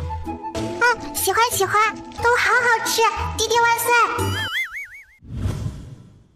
京城出现洪涝，已经死了不少人了。原书里面确实也出现了这场洪涝，虽然过程中出了点小意外，但最后还是解决了，灾民都受到了妥善的安置，并没有死很多人。不过话说，这场洪涝的解决还跟萧子渊有点关系呢。弟弟，你怎么还没敲打瑞王？这个事情可是关系萧子渊黑化的，我弟弟不会把这事给忘了吧？早说他记性不好了。朕不是，朕没有，朕记性好得很。朕前段时间派他去巡视江东了，他现在不在京城，才不是朕记性不好呢。那他什么时候回来？按照最新的奏报，应该明天晚上就能回来。三皇子求见。让他进来。哇，好久不见呀，三哥！三哥又变帅了。嘿嘿，三哥朝我笑了。不过，我三哥来找爹爹干嘛？莫不是为贤妃求情来了？儿臣此次前来，并不是为了给母妃求情啊。那你来是为什么？儿臣是听说最近父皇新得了一本上古乐谱，所以特地前来，希望父皇能够割爱，让儿臣带回去看一看。最近确实新得一本乐谱，是柔妃送来的。你既然想要，朕便送你了。你真的不为你母妃求情吗？我爹不会是在试探三哥吧？他不会在怀疑朕背后造反的事情和我三哥有关吧？天地良心，我三哥他是真的什么都不知道呀。贤妃和镇北侯真的什么都没有告诉他。原说里面镇北侯起兵造反那天，我三哥才知道真相的。可当时爹爹根本不相信他，在镇北侯造反当天就把我三哥杀掉了。朕杀了怀儿。至于贤妃，朕会留贤妃一条性命，把她打入冷宫，不会有任何宫女伺候，就让她在那儿了此残生吧。镇北侯一族要么反叛，要么贪污，被杀的杀，流放的流放。要是再把贤妃杀了，怀儿的母家就真的全没了。儿臣谢父皇隆恩。娘娘，刚才一个小男孩送来一块玉佩，说是给小公主的。什么小男孩？女儿这么小都有追求者了？那小男孩还说什么没？他说他是魏王府的嫡子，叫萧子渊。原来是他啊！上次岁岁似乎还帮过他呢。什么玉佩？让我看看，快让我看看，娘亲。呵呵，这个小子渊还挺聪明的嘛，怕我不识字，特地用话来告诉我。明天上午湖边碰面。翌日上午，陈公公按照皇上的吩咐，还是陈时来接上官穗去御书房。公主今天有事，不能去御书房了。一个3岁的奶娃娃能有什么事儿啊？不是成天吃了睡，睡了吃吗？啊，奴才斗胆，敢问公主有什么事儿啊？不然奴才不好跟皇上交代呀。五公主今天约了人。小公主约了谁呀？是瑞王府的嫡子萧子渊。萧子渊，不是那个什么男主吗？哼，明天召瑞王进御书房。他要赶紧把瑞王这摊事解决了，不能再让瑞王的这个儿子老缠着他的宝贝穗穗。我娘亲的身体现在真的好多了，已经可以去院子里吹风走动了。真的吗？那可真是太好了。真的，这个送给你，当做谢礼了。这简直就是我的梦中情镯呀，华丽丽又金灿灿的，好喜欢。就知道他会喜欢。啊，这一定很贵吧？我不好收这么贵重的礼物，你还是拿走吧。拜托拜托，千万不要答应啊！你救我的母亲一命，再贵重的礼物也比不上你所做的事情。哦，不对，这个不会是你从你娘亲的首饰柜里拿的吧？怎么可能？这是我用自己攒下来的钱去珍宝阁买的。店主说这个是镇店之宝，我觉得也挺好看的，就买下了。不是，谁家小孩能攒这么多钱？哦，我想起来了，萧子渊他外祖是浙东首富来着。只可惜宋嘉诚也是因为有钱，爱也是因为有钱。瑞王之所以娶萧子渊的娘亲，就是冲着宋家的钱来的。这个瑞王府只是表面上看起来风光，其实家产早就被败得差不多了。瑞王这才决定迎娶宋氏。瑞王看上了宋家的钱，和柳姨娘一起设计给宋氏下毒。瑞王花着宋家的钱8年，整整8年。难怪母亲会生病，难怪祖父送来的钱总是不见踪影，难怪柳姨娘和萧峰一年比一年奢侈。原来从娘亲踏进王府的那一刻，等待她的就是一个深不见底的陷阱，一个吃人不吐骨头的恶兽，一群磨刀霍霍的屠夫。我要杀了他，我早晚会杀了他。这个瑞王真是够渣够下贱，什么玩意儿啊！但我还是不敢跟萧子渊说实话，要是萧子渊直接提剑把他爹现在就杀了怎么办？虽然他在原书里长大之后也确实是这么干的。还有宋氏，他本来身体就不好，要是让他知道这么多年的夫妻之情全是假的，他能承受得住吗？万一气血攻心咋办？他想着想着，蓦地发现旁边的萧子渊不知道为什么脸色突然变得十分铁青，原本俊俏的脸上现在布满了戾气。你怎么啦？给陈妃娘娘请安，给五公主请安。哼，一个两个都不是什么好东西，今天就要狠狠收拾你们。平身吧。啊？怎么没看到宋氏？萧子渊不是说他娘亲今天会来寿安堂吗？萧子渊剑眉紧锁，稚嫩的小脸上十分担忧。娘亲，我们去里面看看吧。我感觉宋氏可能在寿安堂里面。宋氏此时还被蒙摁在地上呢。娘亲，你没事吧？娘亲没事。我天，这老夫人也太过分了吧！宋氏身体才好，就这么对她。这个瑞王府真的没把宋氏当人看，却还死死盯着宋氏手里的钱。过分过分过分！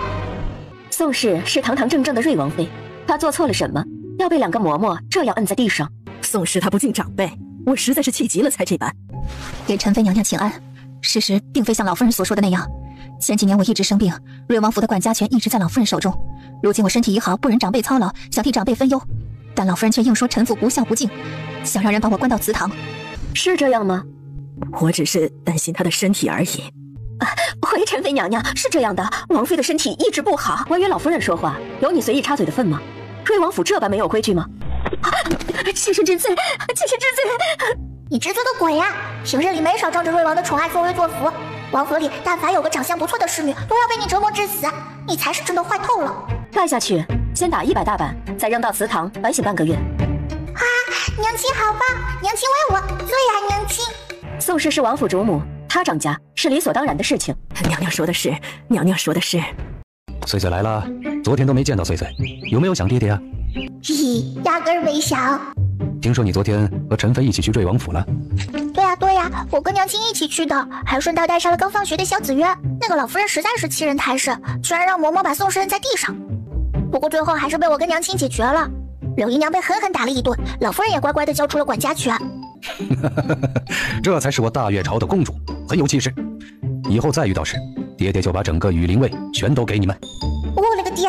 我是去给人撑腰的，又不是去打架。我爹怎么有点傻呀？皇上，柔妃娘娘请您过去用午膳。爹爹，我也想去。摆驾。臣妾给皇上请安，皇上万岁万岁万万岁。平身。皇上，臣妾今天上午新造了一首诗，还望皇上能指点1、2。这诗压根就不是他写的，真是82年的龙井，老绿茶了，拿着别人的东西装成自己的，真够无语。什么？这诗不是柔妃自己写的？月斋，把给皇上准备的茶水放好。是他就是他，这些诗词都是这个叫月斋的侍女写的。月斋是王丞相府教书先生的女儿，从小陪着柔妃一起念书。每次参加诗会，柔妃就会让月斋提前写很多首诗，柔妃在当中念出来，赢得满堂喝彩。从此柔妃就成了京城有名的才女。朕看你殿中的兰花开得不错，不如就以兰花为题，再做一首诗。皇上，臣妾今天已经写过一首诗了，再写恐怕会身体受不住。是吗？我记得上个月，柔妃你一天写了5首诗啊。那天臣妾的状态比较好，今天就太累了。是吗？只要不是拿别人的诗来当自己的诗就好。我爹爹竟然也发现不对劲了。我说回上午的话，我爹的脑子还是蛮好用的嘛，一点都不傻。这些诗词是你自己写的吗？想清楚再说，欺君是要诛9族的。这些诗词确实不是臣妾所写，但臣妾只是太喜欢皇上了，希望得到皇上的注意。鬼才信！你还在闺中的时候就已经用过这一招，还赢得了京城第1才女的称呼，还说是因为喜欢我爹爹。这话说出来，你自己都不信。那这些诗词是谁写的呢？是臣妾的侍女，叫月斋的，就是刚刚观察的那个侍女。奴婢便是月斋。这些诗词都是你写的？这些诗词确实是奴婢写的。你不用紧张，我爹爹人可好了。那当然。柔妃禁足半个月，好好闭门思过吧。不是，我爹爹就这么不管月斋了。月斋不能继续留在云影殿，柔妃会把他打死的。碧华宫，让月斋去上书房当教书。好呀好呀。让月斋去上书房教书可以，但是朕有一个条件。什么条件？你要去上书房上学。什么？上学？不是吧，老天爷！上辈子吃尽了上班上学的苦，现在好不容易穿成一个公主，怎么又要去上学呀？你是朕的女儿，大越国的公主，怎么可以不识字呢？我识字啊，爹爹，我认识的字可多了。你的奏折我可没少看，嘿嘿。那你会写字吗？那你确实会让月斋去上书房教书，对吗？那当然，君无戏言。那好吧，我答应你。啊，没办法，只能到时候上课睡觉了。到时候还可以让童真给我打掩护，完美。四皇子，你来说一下，有朋自远方来的下一句是什么？爱来不来。你说什么？哟吼，多简单嘛！有朋自远方来，无亦乐乎。听到声音的上官红立刻改口，下一句是无亦乐乎。真是没想到，四皇子也有能答对问题的这一天。啊，不是，刚才耳边的声音是从哪里来的？那声音那么稚嫩清脆。哎，我这个四哥呀，是皇宫里出了名的调皮捣蛋。他已经6岁了，按照年龄本来要去丙班的，但是因为成绩太差，只能留在丁班。不过明年他就能去丙班和萧子渊一起上课，然后就，真是可惜。啊，可惜什么？你快说可惜什么啊？这个五妹妹怎么说话说一半呢？五妹妹，你等一下。四哥哥，你找我有事吗？这个送给你。我天，这个看起来好好吃，谢谢四哥。没事没事。哇，其实四哥人还是很不错的嘛。如果他不招惹萧子渊的话，其实也不会死的。啊，我会死？我怎么就死了呢？你快说呀！其实我四哥本来也是不用死的，主要是明年四哥进入丙班后，受到萧峰的挑拨，开始和他一起欺负萧子渊。结果没想到萧子渊是个腹黑老硬屁，报复性贼强，长大之后就把萧峰和我四哥全都杀了。不能欺负萧子渊，要乖乖听五妹妹的话。丙班实在是太危险了，还是陪五妹妹一起在丁班苟着吧。而且上课的时候还能听到五妹妹用新生讲答案，以后再也不会被太傅骂了。瞧我大哥这身板之气派，真是4套减3套，晒得有1套。好几日没见，五妹妹还是这么可爱啊！给父皇请安，不知父皇召儿臣前来所为何事？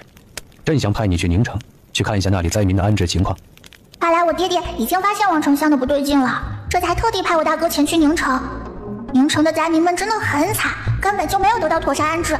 朝廷派去赈灾的银两，王丞相只用掉了一点点钱，去买了最粗糙、最劣质的糙米给灾民们吃，其他的钱全被王丞相给贪掉了。没想到宁城的情况竟然会是这样，这个王丞相还真不是个东西啊！殿下，您回来了。冯姑娘刚刚递来的帖子，说半个时辰后就过来。沸水、沐浴，给殿下请安。你我之间不用这么客气。殿下没有架子，民女可不敢越矩。殿下的身体已经好多了，但还是要坚持每日药浴，开的药可以改成1天2次。但我最近可能没办法药浴了，父皇让我去宁城赈灾，可能要2个月才能回来。殿下如果没有办法每天药浴，就仍然按照每天3次喝药。这是送给你的。给五公主请安。起身吧。公主今天似乎有点不开心。许太傅罚我跟四哥今天把《论语》前5章抄100遍。为什么？因为我俩上课扔纸条，刚好砸到了许太傅脸上。那确实不怪许太傅生气。我来帮你抄吧，我可以模仿你的字。真的吗？那真是太谢谢您啦。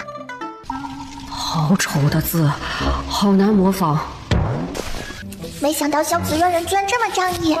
不过话说，萧子渊这个时候似乎已经开始布局自己的势力了。他现在才多大呀？真是秦始皇吃花椒，赢麻了呀！他怎么连这都知道？没有作业更可惜呀！弟弟，你看我画的好不好？岁岁画的真好，朕从来没看到过这么好的画。不是吧，弟弟你也太夸张了。你不是皇帝吗？怎么看起来这么没见识？朕那不是想夸你，让你高兴吗？儿臣给父皇请安。大哥回来了，他肯定带回来了王丞相的罪证。这下就要好好收拾他。屁，大哥朝我笑了，大哥笑起来好好看。宁城的情况怎么样？宁城的情况确实不容乐观，许多灾民只能吃到最粗劣的粟米。由此可见，丞相贪污数额是多么巨大。王丞相贪污的一应罪证，儿臣也都搜集完毕。而且儿臣在宁城发现了一个人，他每天晚上都会在宁城的郊外施粥，帮助灾民。居然还有这样的好心人，他叫什么名字？他姓宋，是浙东人。此番回京，我也把他一同带了回来。他说他愿意做人证，指证王丞相贪污。宋老爷，我大哥居然把这个宋老爷带回京了！天哪，这个宋老爷其实就是宋氏的爹爹萧子渊的外祖。这个宋老爷是真的善良，他为了这次赈灾，几乎花光了1/3的家产。但这样的好心人却没有好报。原书里面，宁城的赈灾刚刚结束，他就收到了宋氏传来的噩耗，伤心过度，一口血喷了出来，死在了宁城城外。宋老爷死后，他唯一的儿子也被魏王派人暗杀。紧接着，魏王又借助萧子渊的名头，把宋家的所有家产都夺了过来。爹爹，宋老爷这么好的人，你就褒奖他一下吧。好，爹爹听岁岁的。你以为你想合理就合理？你看官府是听你的还是听我的？如果是朕让你们2人合离呢？皇上，给皇上请安，吾皇万岁万岁万万岁！给五公主请安，公主千岁！免礼，平身。幸亏来得及时，不然宋氏可就让魏王这个坏人欺负了。不过宋氏还挺聪明，知道派人拿着玉牌进宫，还让宋老爷去找了大哥。禀皇上，我要状告瑞王下毒谋害妻子，蓄意谋夺我的嫁妆钱财，还望皇上为我做主，让我与瑞王和离。那你可有证据？禀皇上，宋氏他前段时间病了，这都是他在胡言乱语。朕让你说话了吗？禀皇上，瑞王不仅在给我平日喝的汤药中下毒，还假意送我贝母粉，让我病情加重。这个是城南大夫的证词，还有瑞王府这8年来的账目。禀皇上，草民担心小女远嫁受苦，所以每个月都会送来钱财和写书信问候。但刚刚我们两个对过之后，才发现这些书信，小女只收到了零星几封，钱财更是一分未见。我天，魏王这个贱人居然还扣押书信，他还真是一件人事都不干呀！瑞王，你可认罪啊！微臣。那么宋氏和瑞王于今日此时和离，从此一别两宽。瑞王需尽数归还宋氏的嫁妆，以及这些年所私吞的所有银两。好耶！爹爹英明，爹爹圣明，爹爹是全世界最好的皇帝，喜欢爹爹。宋氏终于自由了。谢谢皇上，谢谢皇上。可不止这个哟，我爹爹还有别的奖赏呢。宋老爷，你去宁城救灾，帮助了许多百姓，实在是功德一件。朕就封你为太保，并赐牌匾，你就是天下商人的表率。宋氏为人谨慧端庄，朕特封为端阳郡主。萧子渊也可以继续在尚书房读书。岁岁看过天书，他说萧子渊以后会变得很厉害，很聪明。这样的人，最好还是放在身边比较踏实。行业，萧子渊以后能在这么幸福的环境里长大，肯定不会黑化了。爹爹这次办的可真是不错呢。瑞王，你可知朕为什么今天放你出来？微臣不知啊！你还不知？哼，干了那么多坏事，你还不知？这是大理寺查出你的罪证：贪赃枉法、卖官鬻爵，还有萧氏子孙这些年手上整整50条人命官司。请皇上恕罪，请皇上饶过萧家这一次。还不快把瑞王带走！必须要把萧家给我查个干净。坏人得到惩罚，真好。瑞王干的那些事，砍300次头都不为过。皇上的考虑真的是十分周到，先让我与瑞王和离，再点出瑞王的罪状，这样就可以不牵涉到我和紫苑。娘娘，柔妃出事了！怎么了？出什么事了？柔妃被降位了，就在刚刚，直接被教尉为了答应，被迁居到一个十分偏僻的宫殿。爹爹干得漂亮，柔妃落得这个下场，真的是罪有应得。皇上怎么会这么突然间就降了柔妃的位分？还能因为什么呢？当然是因为他爹爹王丞相终于落马喽。贪污了那么多钱，有他好受的。皇上之前是看在王丞相的面子上，才没有处罚柔妃，现在再也不用顾及王丞相了。还是岁岁知道的事情多啊！现在的前朝后宫大小事，都要听岁岁的心声才知道。娘娘，太后和皇后娘娘从灵山回来了。什么？陈妃娘娘，您请回吧。太后舟车劳顿，现在还在休息呢。哎呦，今天娘亲特地帮我跟尚书房告了假，谁知太后根本不见人。好困啊，不如回去继续睡觉。那好吧，有劳孙嬷嬷了。给陈妃娘娘请安。二公主免礼，公主也是刚从皇后宫里出来吗？刚陪母后喝了会茶。二公主，那不是我二姐姐吗？我勒个洞，我二姐姐长得居然这么好看，和我那个凶巴巴的爹爹可以说毫不相干。板斗花园有棵树，二姐好美，你记住，喜欢，么么。凶巴巴的爹爹，是指父皇吗？没想到我妹妹说话这么有意思啊。不对啊，我妹妹刚才好像并没有张嘴，那我刚才听到的，难不成是我妹妹的心声吗？她转头去看陈妃，见她表情如常，难道还只有我能听得见？这也太过神奇了。哎，可惜我这么漂亮、温柔大方的二姐，怎么就和一个渣男定亲了呢？渣男？什么渣男？那个陈清风呀，他在外面养外甥哦，而且那个外甥还给他生了个孩子，他还每天给我二姐写信，那些书信可都是在他外甥旁边写的。那个外甥住的还是京城的槐树巷呢。他现在就等着娶了公主，升官发财。陈清风，他居然会是这样的人吗？突然想起公主还有一点事情，就先走了。你现在立刻去京城的槐树巷，看看状元郎在不在那里。大哥，岁岁今天怎么也来了？听说今天御花园来了很多漂亮姐姐，当然不能错过啦。对了，大哥，你怎么一个人站在这里呀？殿下，原来您在这里啊！皇后娘娘正在找您呢。知道了，五妹妹，我要去见母后了，你想跟我一起去吗？好啊。给母后请安。给皇额娘请安。五公主今天也来了，真好。小孩子就是要多跑跑，多逛逛。紧接着，他的目光落到上官爵身上。你这孩子，上花宴刚开始没多久，就不知道躲到哪里去了。儿臣知错了。知错了，但下次还敢。启春，快过来见过大皇子。臣女王惜春见过殿下。惜春是你姨母家的女儿，你该叫她一声表妹才是。表妹好。好没有感情的一声表妹，我报菜名都比这个有感情。奴婢在槐树巷外等了一夜，果然在今早看到状元郎从一处院子里走出，他手上还牵着一个女子。不仅如此，奴婢还看到有一个小孩蹦蹦跳跳的从里面走出，看到状元郎还喊他爹爹。果然和我妹妹说的一样，陈清风果然骗了我。那些书信，那些浓情蜜语都是谎话，他就是个骗子。幸好昨天见到了五妹妹，幸好听了五妹妹的话，派人去查证了，还没有跟陈清风成亲，一切都还来得及。你现在去找五公主，跟她说我这里新做了梅花糕，请她一起品尝。五妹妹喜欢吗？喜欢，好吃。可怜我二姐姐这么好的人，居然配了一个那样的渣男。那个陈清风呀，不仅在外面养外室，他在老家明城还有一个发妻呢。什么？不仅有个外室，还有个发妻，在外面居然有2个女人。他的发妻姓孟，是当地一个富庶人家的小姐。陈清风上京赶考，孟氏就把自己的傍身钱全都拿了出来给了他。可怜的孟氏到现在还什么都不知道呢。过分，实在是太过分了。画眉，立刻派人快马加鞭，连夜赶去明城，把陈清风在当地的背景全都给我查清。翌日，御书房。你的那篇文章朕看了，写得非常不错。皇上谬赞了，只不过是微臣的一些拙见罢了。你不必这么谦虚，你有才华，朕也欣赏你的才华。李儿、穗穗，你们怎么来了？公主，微臣。哟吼，打得好，打得妙，打得青蛙呱呱叫，太帅了，二姐！这样的渣男就是要狠狠地扇他，把他扇成大猪头。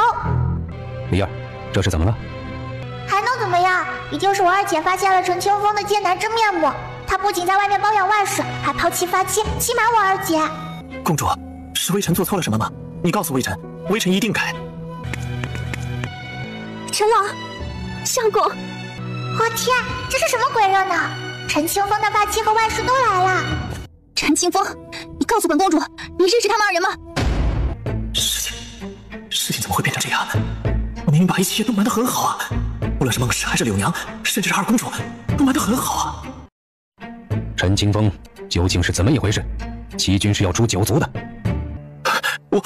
我先是娶了孟氏，后来我进京赶考，我进京后遇到了柳娘，我对她一见钟情，就花钱帮她赎身，养在外面。原来他花钱花得那么快，竟然是因为在外面包养了女人。我那么辛苦的养家，不惜跪求父母要钱，没想到这些钱竟是为了狗。啊，真是可怜呀！孟娘真的是一个很好的女人。怎么不说了？还不快继续说！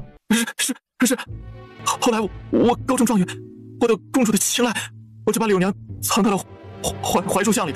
你不是说你只是一个朝廷小官，说你娘子病了，等你娘子年后死了就娶我进门。好家伙，你3个人用3个不同的话术骗，真是太恶心了你！真是太可恨了！朕以前居然那么看好他，觉得他是个可造之材，没想到居然是这么一个狼心狗肺的东西。陈清风，你欺骗公主就是欺君，你这状元郎也不用做了。来人，把他给朕拖下去。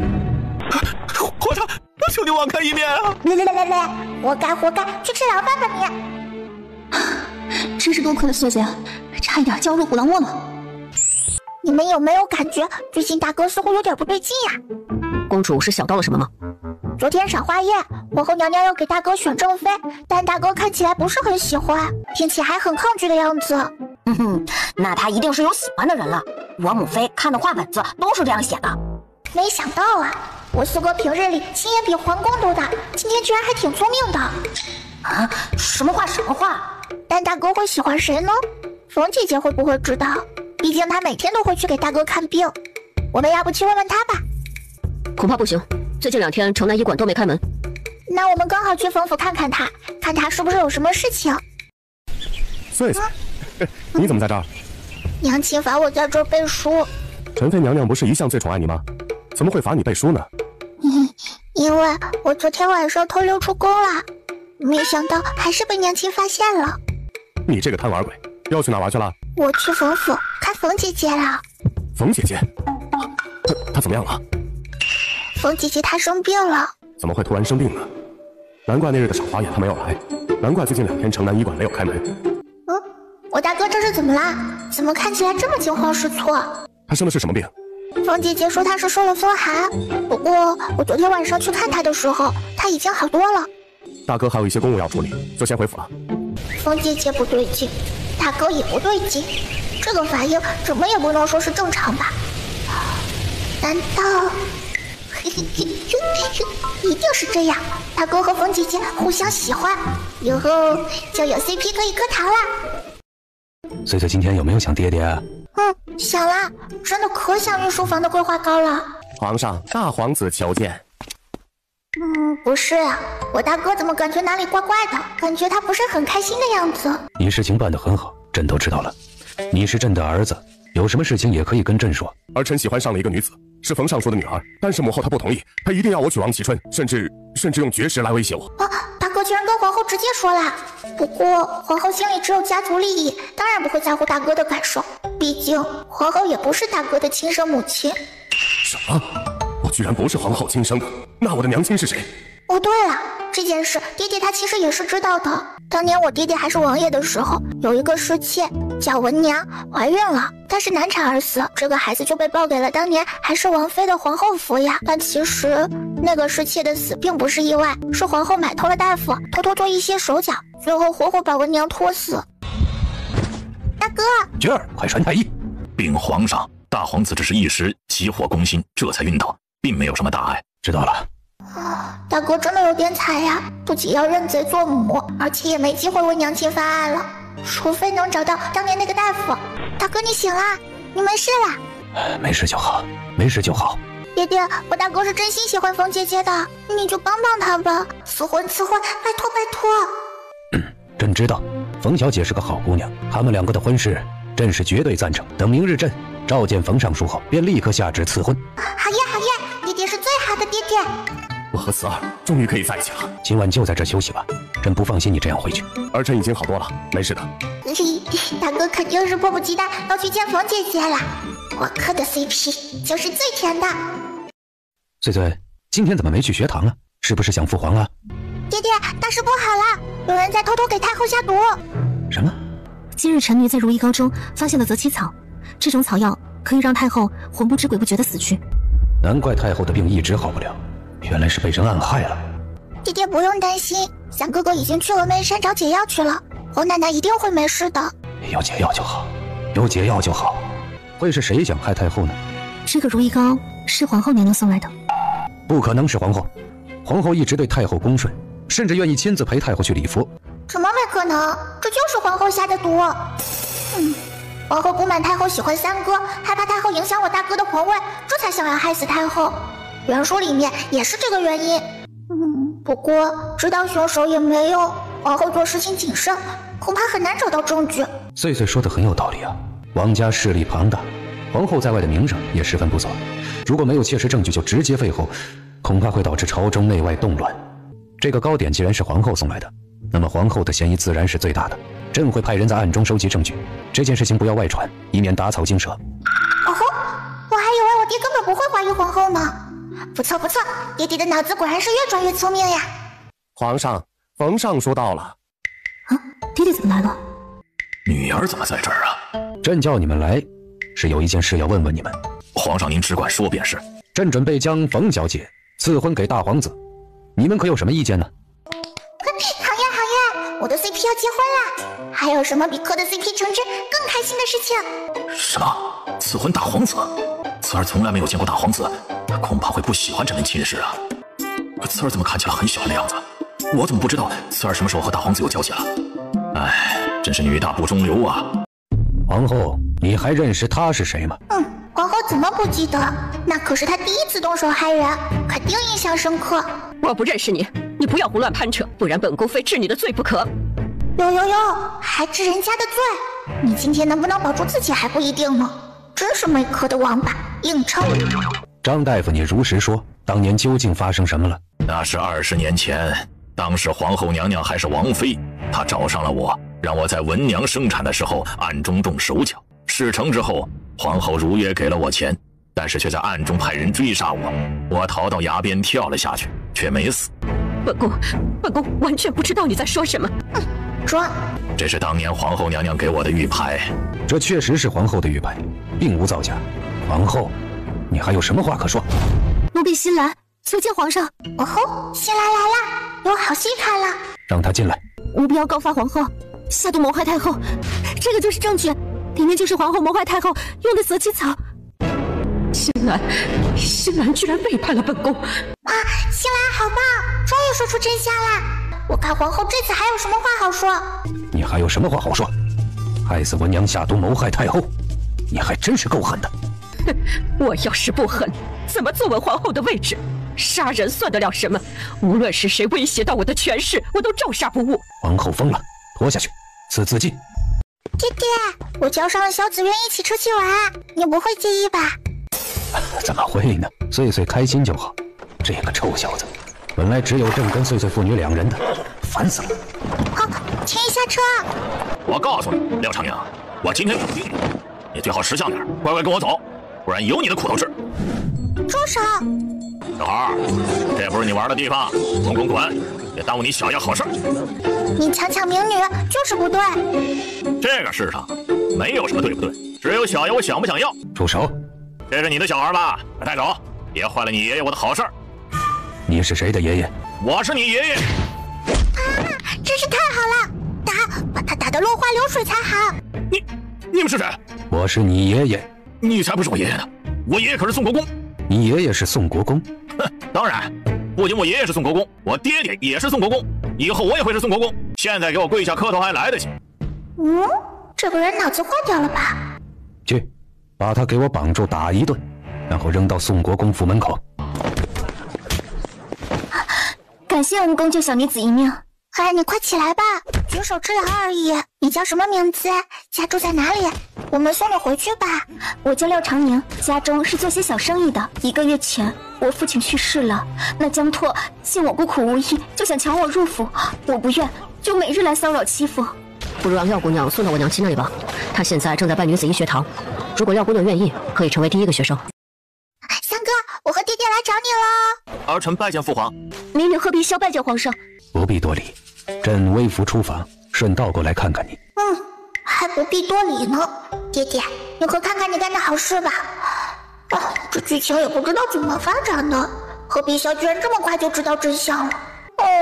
我三哥老婆都要没了。什么意思？什么叫朕干的好事啊？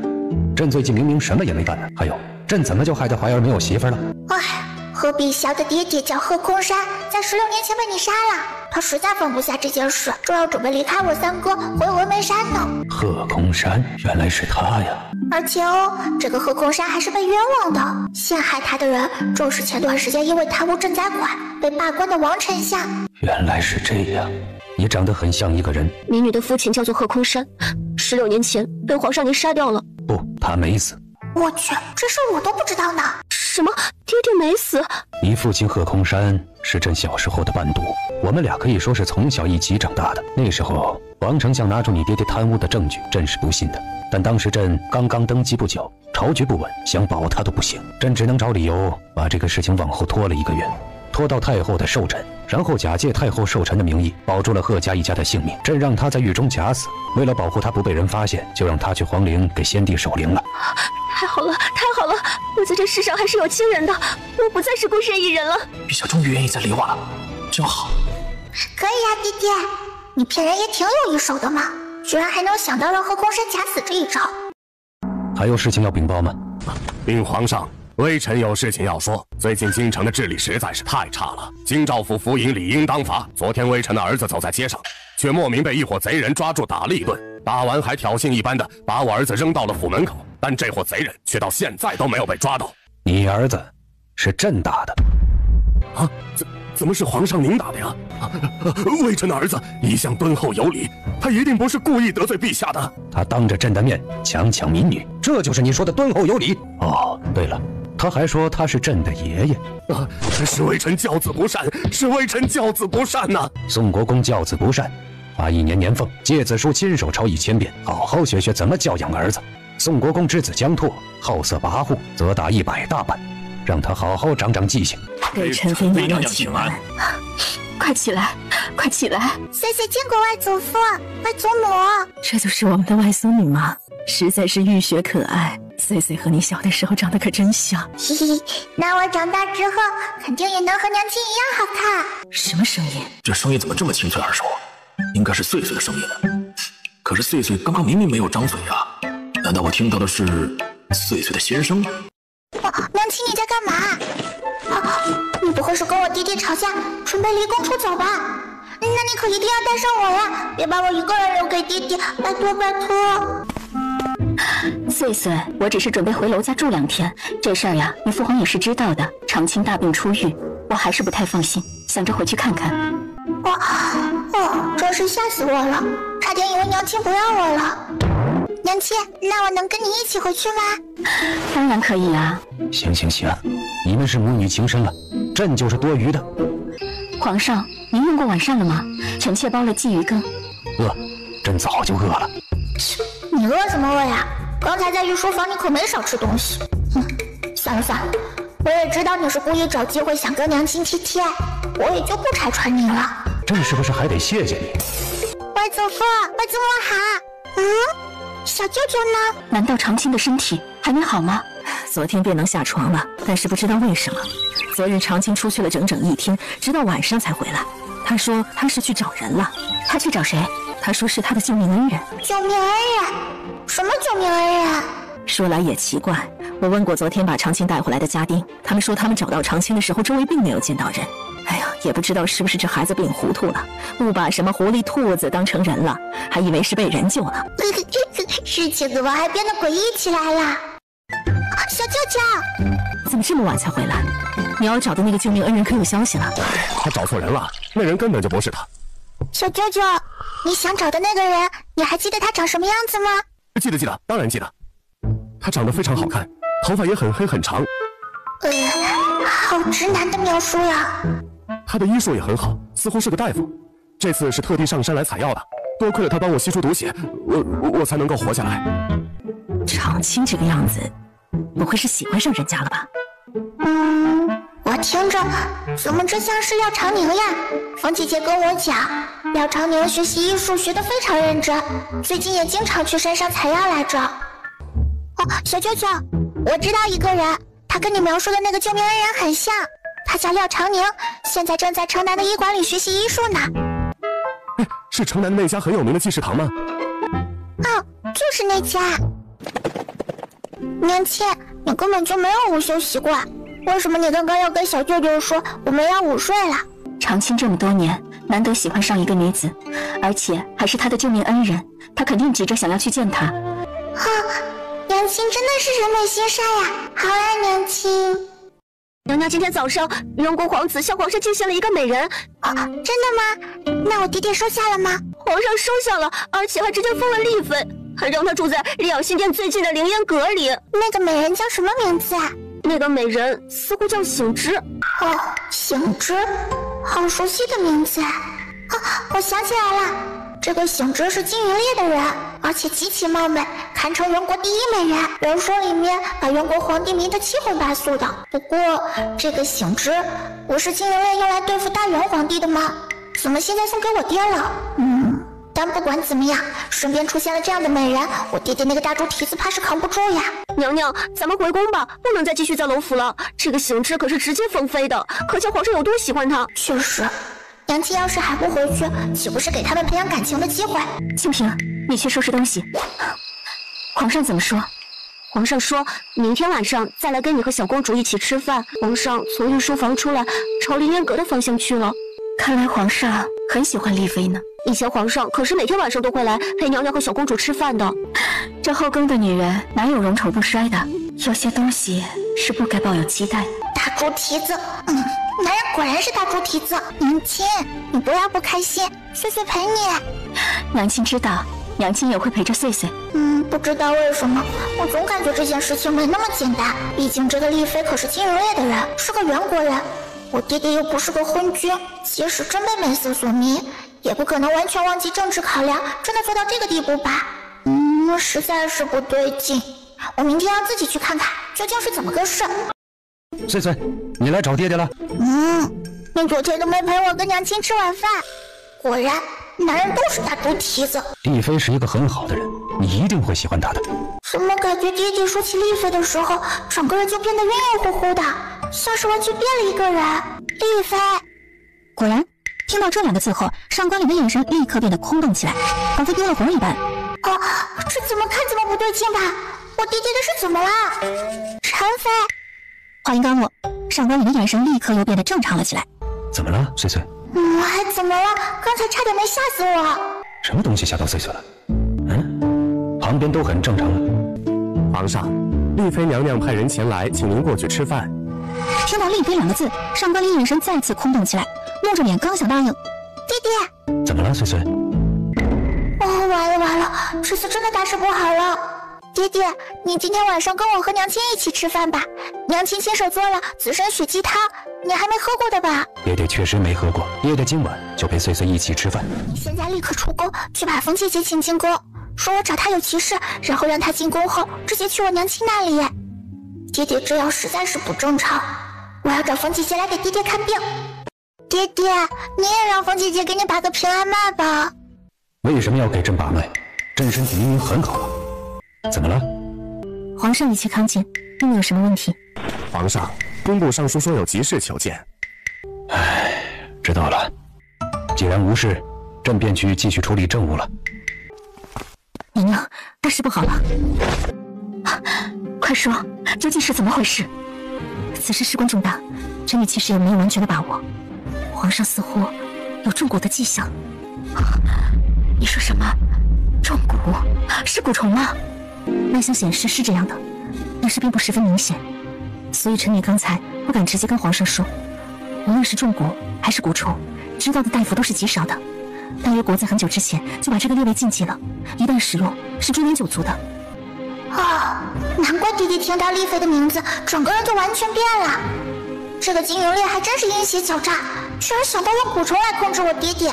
我的妈耶！金云烈，你真的……风姐姐，这种蛊毒有办法解吗？要解蛊毒，需要下蛊之人的鲜血。不过有一个方法可以测出来是不是身中蛊毒。什么办法？需要我把爹爹扎流血吗？那倒不用，只需要喝一碗催蛊汤便好。那好吧。听起来你还挺遗憾的。身中蛊虫的人喝了催蛊汤，便会直接吐出来。皇上究竟有没有中蛊，一试便知。夏子渊，给五公主请安。你找我什么事啊？最近金云烈买了很多七星草，这种草药会让人短暂失去神智，陷入昏迷。我感觉这实在太危险了，所以就想着来告诉你。最近金云烈搞出的事情，不就是丽妃吗？这个七星草肯定是丽妃用的，但是丽妃用这个能干嘛呢？算了，不想了，先拿着吧，到时候肯定有用。谢谢你啦，能帮到公主就好。禀皇上，陈妃娘娘和小公主来了，快叫他们进来。给皇上请安，臣妾今早给皇上做了一碗汤，特地给皇上送来。快给朕端上来，这还是陈妃第一次给朕送汤呢，这真是陈妃的手艺。爹爹，这是我娘亲辛辛苦苦熬的呀，你怎么能辜负她的好意呢？快喝快喝啊！朕当然不能辜负陈妃的好意，朕喝就是了。